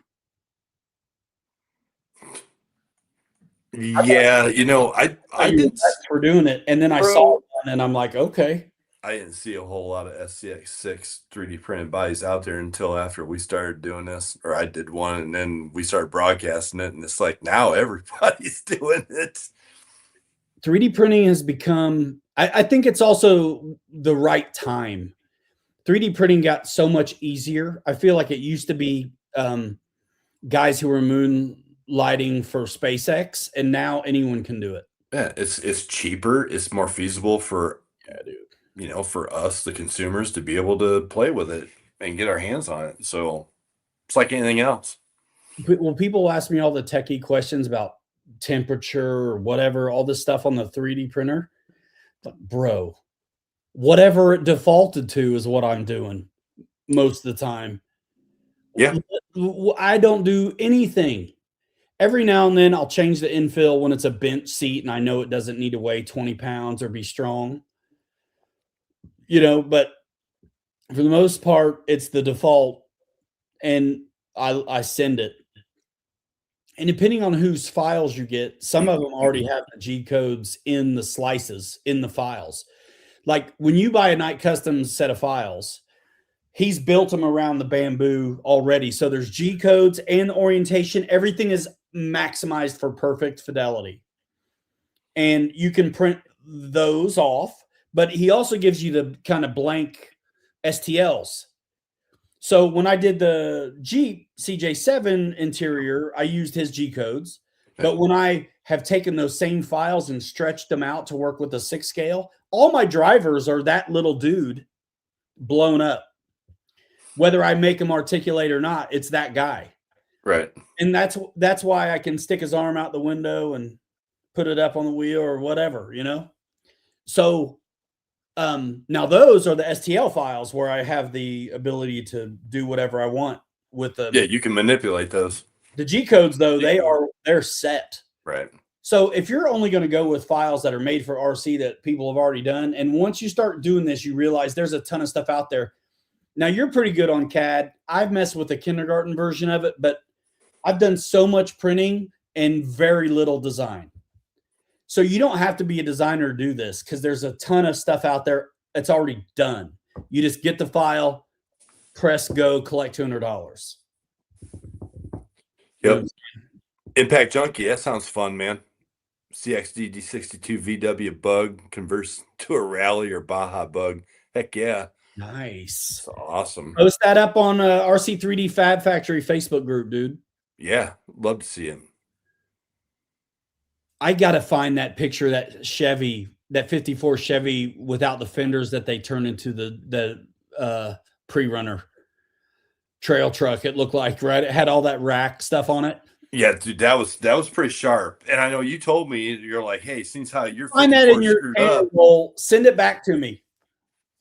What's that? If you find that again, send it to me. Because I found it and I tagged you, but now I can't seem to find it again.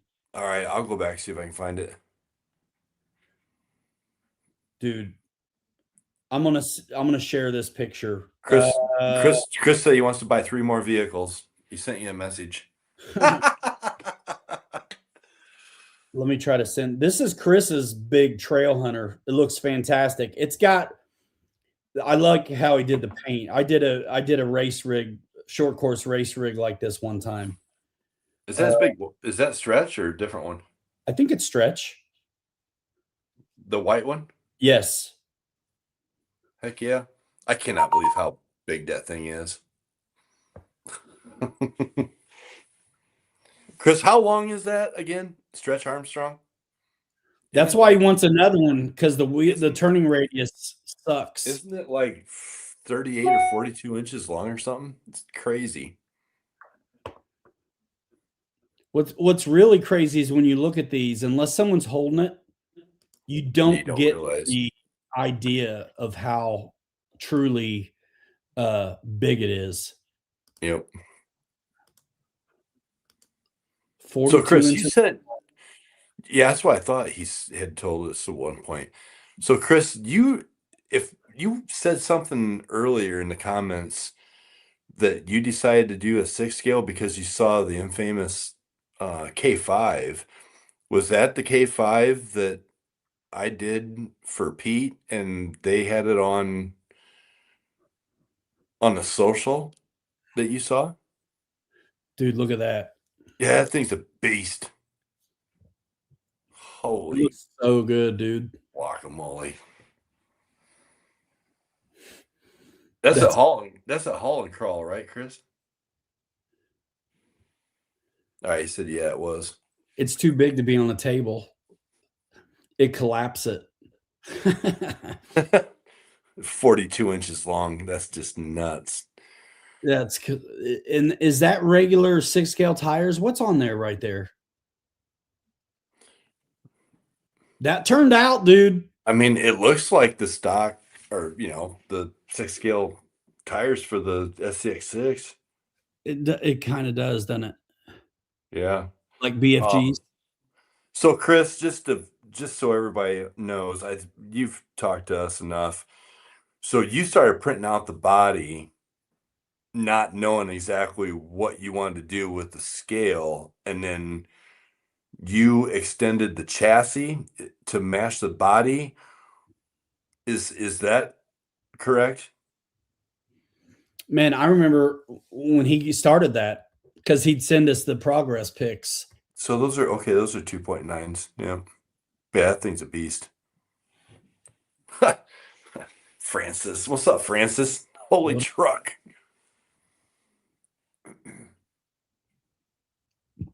Yeah, that's crazy. Been tossing around the idea of printing a 110 scale full RC body before I stumbled on your channel the other night. And now I have much more confidence in the project. Yeah, it's awesome. And seriously, check out Kelly's channel, KKRC76, if you just want to see how to get your wheelbase established. And then when you do the, let's say you do the math and you get the wheelbase right, but you don't like how wide it is or how narrow it is, as long as what you can tweak it to make it right, and no one's going to notice the difference usually. So the only trick is you got to make sure what you do you apply correctly to the prints. So like on our scouts, when we blew it up length, our width and our height were different. In a perfect No. world, when you do length scale, the width scale and the height scale is the same. But we did a little bit of tweaking because we didn't want the body hanging out past the wheels a bunch. So it can be done. You just have to remember what you're doing and keep that orientation in mind for when you're finally printing it off. Yeah. And that's why I said a little while ago here in this live stream that this Tacoma has been a little bit tricky for me because I spent quite a bit of time trying to figure out, like what Ryan just said. That's what I did when I bought the Scout files and I decided to do a 6. It was like I like to have, obviously you do your wheelbase first, and then I figure out where I want my tires to lay against the side of the vehicle, and then I scale that out off from whatever the inches that is. And so whatever that would be a y-axis if I was to set it up versus the x being your length, the y-axis and the z-axis will be the same. So your width, whatever your width is, your height has to be the same. But on this Tacoma, not the case. It's kind of really weird. I scaled it and went widthwise, and then I actually played with the Z quite a bit to figure out where I wanted to be to make it look as proportional as possible, but to be able to keep my wheels where I wanted them up against the sidewall of the vehicle. So it can get kind of tricky. But yeah, for the most part, wherever your wheelbase is, play with the height and the width. Whatever the width is, go there first. And you want your tires to stick out a quarter of an inch on each side, you can do that. It's going to be a different percentage of scale, and whatever that is, you definitely want to try and keep the same for the Z, the height of the actual body. So yeah, length first, width second, and then whatever that is, make the height the same as the width. When I was first doing these, That's cool. I would print down like the left or right side of the vehicle first. So I could see, even as a mock up, I would even slice it skinny just so I could see. If I, before I knew how to figure it dead eye right away, I would get close and print off just like the left side and the front clip. So before I committed to the whole thing, I could see it on the arches and I could see the width. If you nailed it and it's right, then you just finish it. If you don't like it, then you can make adjustments and start over. The first Ford, bro, it was, I don't know what I did. It was huge. I didn't print it off because it was way off on the side and it was way too wide across the front. And so all I lost in filament and time was down one side and the front. Not the whole front, just like the grill, dude. I just wanted to see like where things were going to fall. But now we've got it figured out where you can, chop it at the center of the arches or plot a point at the center of the arches, scale it till you get your wheelbase, and then when you do that, the software will tell you the width of the measurement of the width.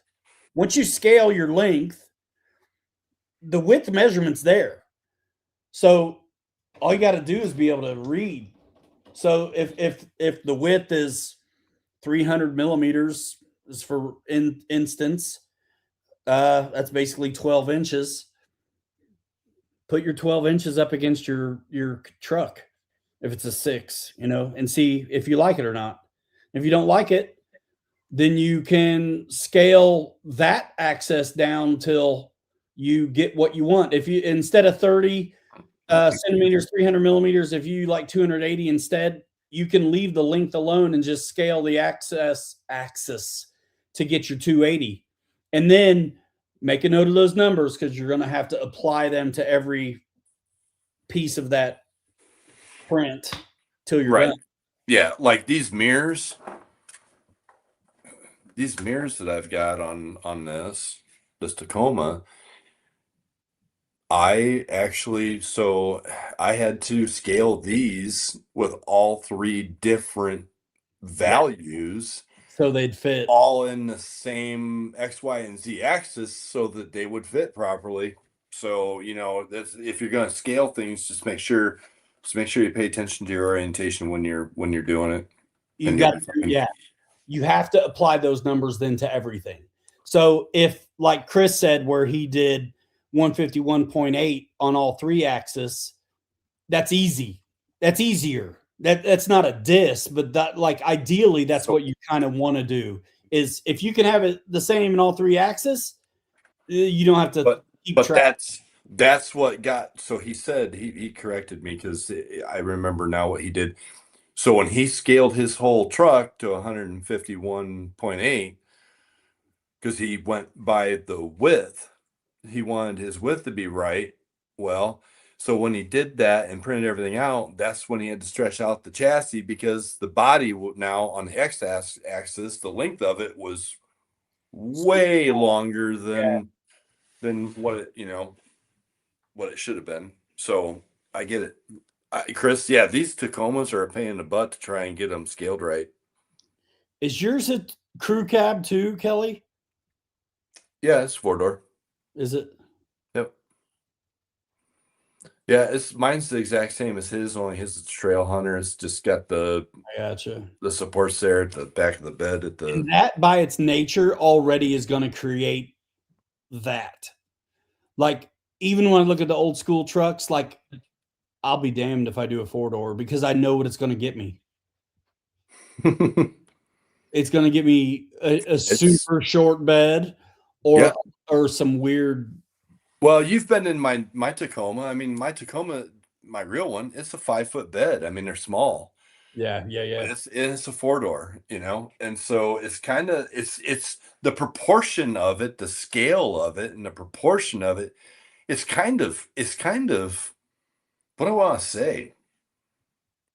I think the engineer designed the Tacoma must have smoked too much weed when he just put it together and designed it, because it's not proportional. And this proves it. I mean, what you see on the screen right there proves it. Chris did 151.8 all the way around, and he had to do a lot of work on the chassis, a ton. Bro, Me, this one, I fought to figure out where I wanted to be at on this one. if he On left the stock chassis alone, the back tire, center of the back tire would be underneath this door seam. He sent a picture. It's Yeah, the wheel would be up it, almost the it whole wheel's width it'd forward. be between the bed and the back door Dude, like of the the center of the cab. wheel is on the seam of the door. Yeah, yep. I Crazy. get it. After scaling this one, I get it. I completely get it. That's like a 7-inch stretch, That's why it's called stretch. isn't it? About 7-inch stretch. That's crazy. Yeah, because majority of our bodies are all 35, 36, I think is the sweet spot, Oh, yeah, 35, he's 36 at inch. 42. So he's at 42. So yeah, 0.76, almost 9. that's crazy. Wow. Dude, that's crazy. He had to use real links from off road to get there. Stretch Armstronger. Stretch Armstrong. Nice. All right. Put Well, a brother, soccer ball in the back and kick it. Let's go. right. I got an early morning tomorrow. I got a lot going on tomorrow. It's gonna be a busy day. So I'm probably gonna say adios.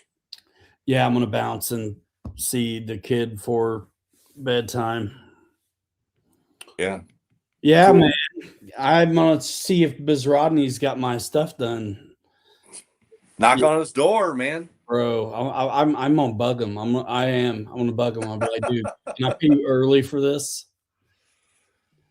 Can I pay? The Can I pay you the early? the only good thing I can say about it, Ryan, is the longer it takes him to do that, it gives mass off road guys just that much longer to get closer to being done on theirs. That's, So if they make changes, well, yeah. then you'll have time to make changes. Theirs is already independent front suspension going on, Yeah, and I so I saw him build it and my watched it. twin I-beam's already different, but I'm so into that car that when I do the crawler version, I don't even care that I'm going to for the OG Inspirato on the crawler, and then my pre-runner, I may go for the paint job they end up with, even if it's factory fresh. I don't know. I kind of don't like factory fresh, but I'll try it. I don't see Matt doing that, honestly. I saw the mock-ups, bro. If it's yellow, it's new. It's going to be a fresh paint. More Cal, you asking Chris and or me or what? Yeah. I mean, let's see. 10, 1, 2, 3, 4, 12. 5, 6, 7, 8. What I got here is 8 pieces, 8 chunks for the body itself. The bed makes 9. Mirrors make 11. So grill makes 12. So the way it sits right here, I've got 12 pieces. But yeah, the body's 8 pieces. It was 8 pieces. And if I would have done it on my smaller printer, then I would have had probably 12, because I would have had to chunk it out even smaller and slice it even smaller. That's the other beauty of having the bigger printers, because you got less seams to fill and less things to finish. That's right. And right now you can go buy a Creality K1 Max for, I think they're down around like $600 on Amazon, 5 something, That's crazy. 600. And if you're shopping on Amazon or anywhere else for that matter, consider supporting the channel by grabbing the links in the description of all the videos. There's Amazon, there's Horizon. You're going to get yourself a 6. You go to Amazon for anything, dog shampoo, undershirts, heated socks, whatever, RC stuff, junk transmissions, whatever you need. But yeah, consider that. And check out the short form. Check out the Facebook group, RC3D Fab Factory. Share up what you're doing there. We're having a blast. People are doing some really cool stuff and sharing with us on that group, which is killer. And then, you can find us we're in that group all over the place. Chris is, I am, Kelly is, Kirk is. So AC Light Prints. There you go. Nice. Those look so good, man. I'm going to need some of those for my 10 scale. Does Amazon have spit shine CDs? No, but I have enough of them they could. I have enough of them they could. I should have. Next time I send Chris something, I'll throw a couple in a box because I forget I have those. What's up, Fred? Fred in the Well, let me house. keep you, brother, if you're trying to go. I'm not in a hurry, but I am on a dip. I can't wait to get chopping on this little dude. I'm still thinking twice if this is a good idea to do a little 2-door Tamiya body Bronco. Why not? You got it. And it's something different. You know those little tires I have on my Land Rover? Yeah. Yep. They're going on this. Dude. And then I'll put some 419s on the. I mean, the Land Rover will fit 475s if I want to screw with the ride height, but it'll take 419s all day. Are you talking about the 382s from Boom? Or are you talking about those 3.98 Boom Racing tires? Yeah. Or the 398? I think so. Okay. Yeah. Yeah, they're the smallest ones I have, but they're on 19 rims. But I think so. What's so nice about this body is the way the fender flares are. If I decided to open up the arches, it'd be easy. But I don't want to yet. So I'm thinking those little tires that are on that Land Rover I never drive, I'm going to put them on there and see what it looks like. Dude, I got 3 sets of those Boom tires and rims all together, laying in the corner, collecting dust. So these are 419s, which are smaller than a typical 10 scale 475. These will be fine on the Land Rover. Yeah. That's what I'm saying. I got 3 sets of those 398s, the Boom. I got 3. Those. Dude, I got 3 sets of them laying in the cabinet, not being used. I need a set. I want to do a blazer body, paint it like the sheriff on Stranger Things. Yeah. That would be sick. Chris, you need to reach out to me when you do that blazer body, and I'll share some pointers that will help you immensely out on the trail, because I have to be extremely careful with mine. Pete does too. Pete found out the hard way. What is it about it that is needs beefed up? The back fenders, the quarter panels, and the tailgate, and the way that the internal shell, the interior bit goes up into that area. I need to take and design some ribs that fit up in between the inside of the outer shell and the outside of the inner shell, so that you can reinforce that body around that shell. It's a weak point on that blazer. Yeah, if I take mine out, you gotta be really careful with it. So yeah, when you get ready to build one of those, Chris, hit me up on that, because that's interesting. We'll make it Armstrong tough. That's one of the things that's kept me away from the blazer.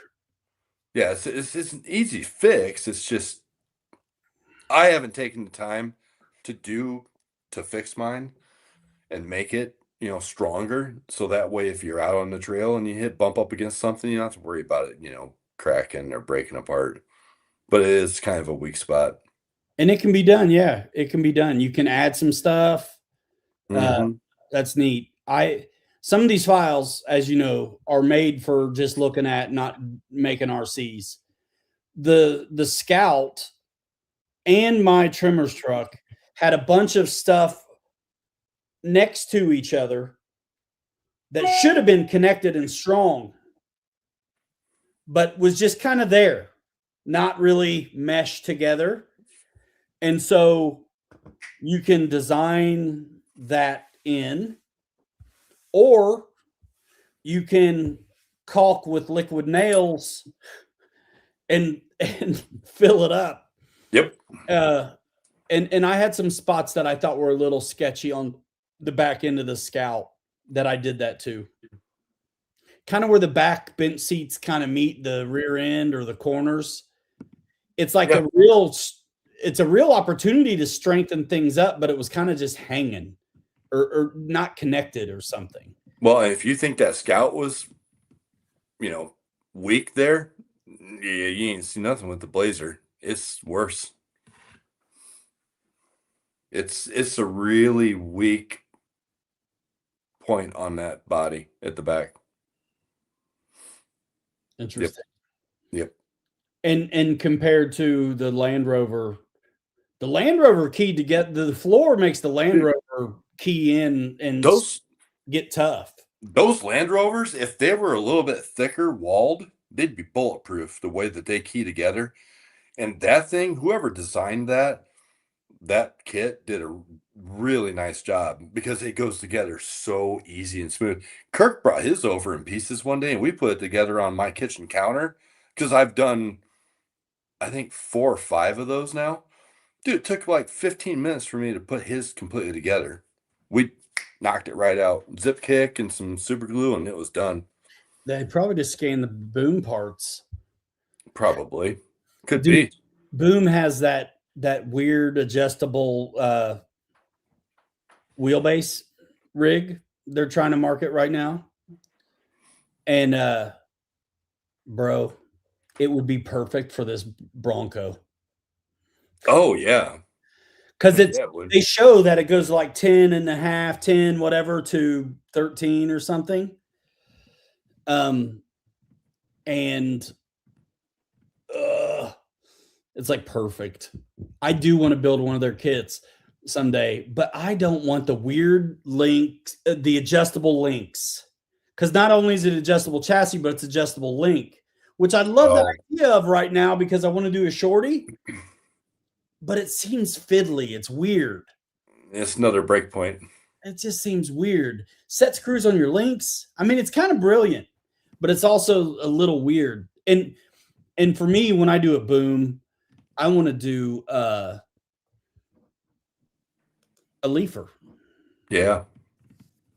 Not a 4-link or 3. Right. Exactly. I guarantee you there's RC heli bodies. Yeah. Oh, yeah. Yeah. Dude, there's all kinds of dumb stuff that, I mean, there's so much non-RC stuff, obviously, that it's like, I'm not doing dragons and whatever. But yeah, there's guarantee you there's heli bodies. If we did dragons, we'd have 500 people in here watching this show, bro. It's crazy. We only want 409. Bro, it's crazy. It's crazy how hot Legos and that stuff is, man. I mean, Chris does, I think he does all that Lego stuff and all kinds of stuff. 3D print style Lego or just Legos in general? I think it's more of like I think he prints out a lot, like little stuff like that. Neat. I've seen some of his YouTube channel. He's got some of that stuff on there. My ex-girlfriend's kids had me printing dragons nonstop. Yeah, I told my kids no right away on every dumb thing they asked me to do. So they don't ask me anymore. Nice. I'm like, this filament doesn't grow on trees. I should have the kids come on and start playing that Sarah McLachlan music and tell all y'all to start clicking the links in the distro so I can print them off some tchotchkes. All right, I was right. Yeah, he does the dragons and builds Legos. Hey man, nothing wrong with that. Ain't no, for me. Dude, the Lego stuff is hot, man. It's crazy how hot that is and how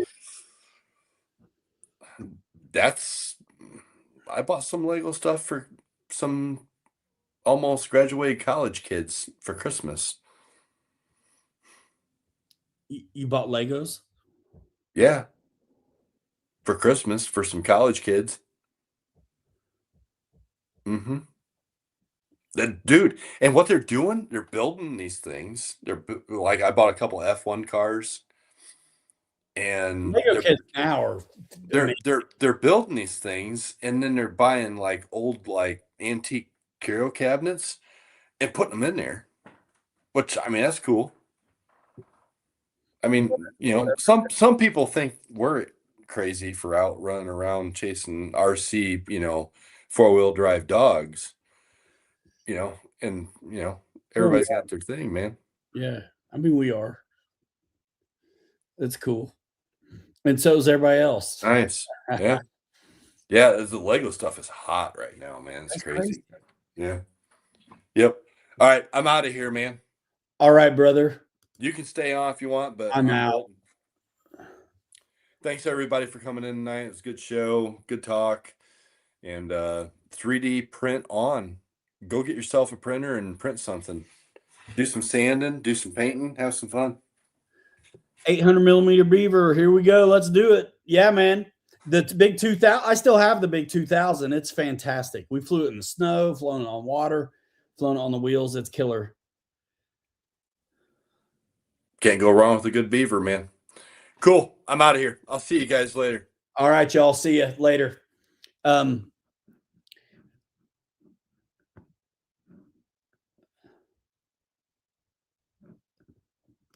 Quoting lyrics.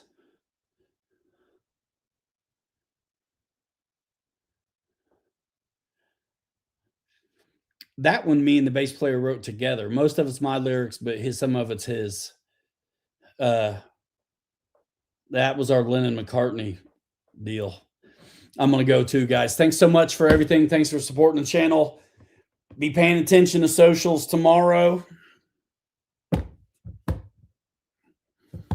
Just because I think everybody has the potential to maybe be happy.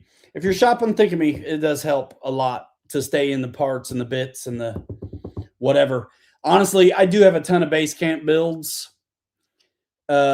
Rigs, hit me up. There's a million ways to get a hold of me. Comment sections, messenger, email, info@pilotryanmedia.com.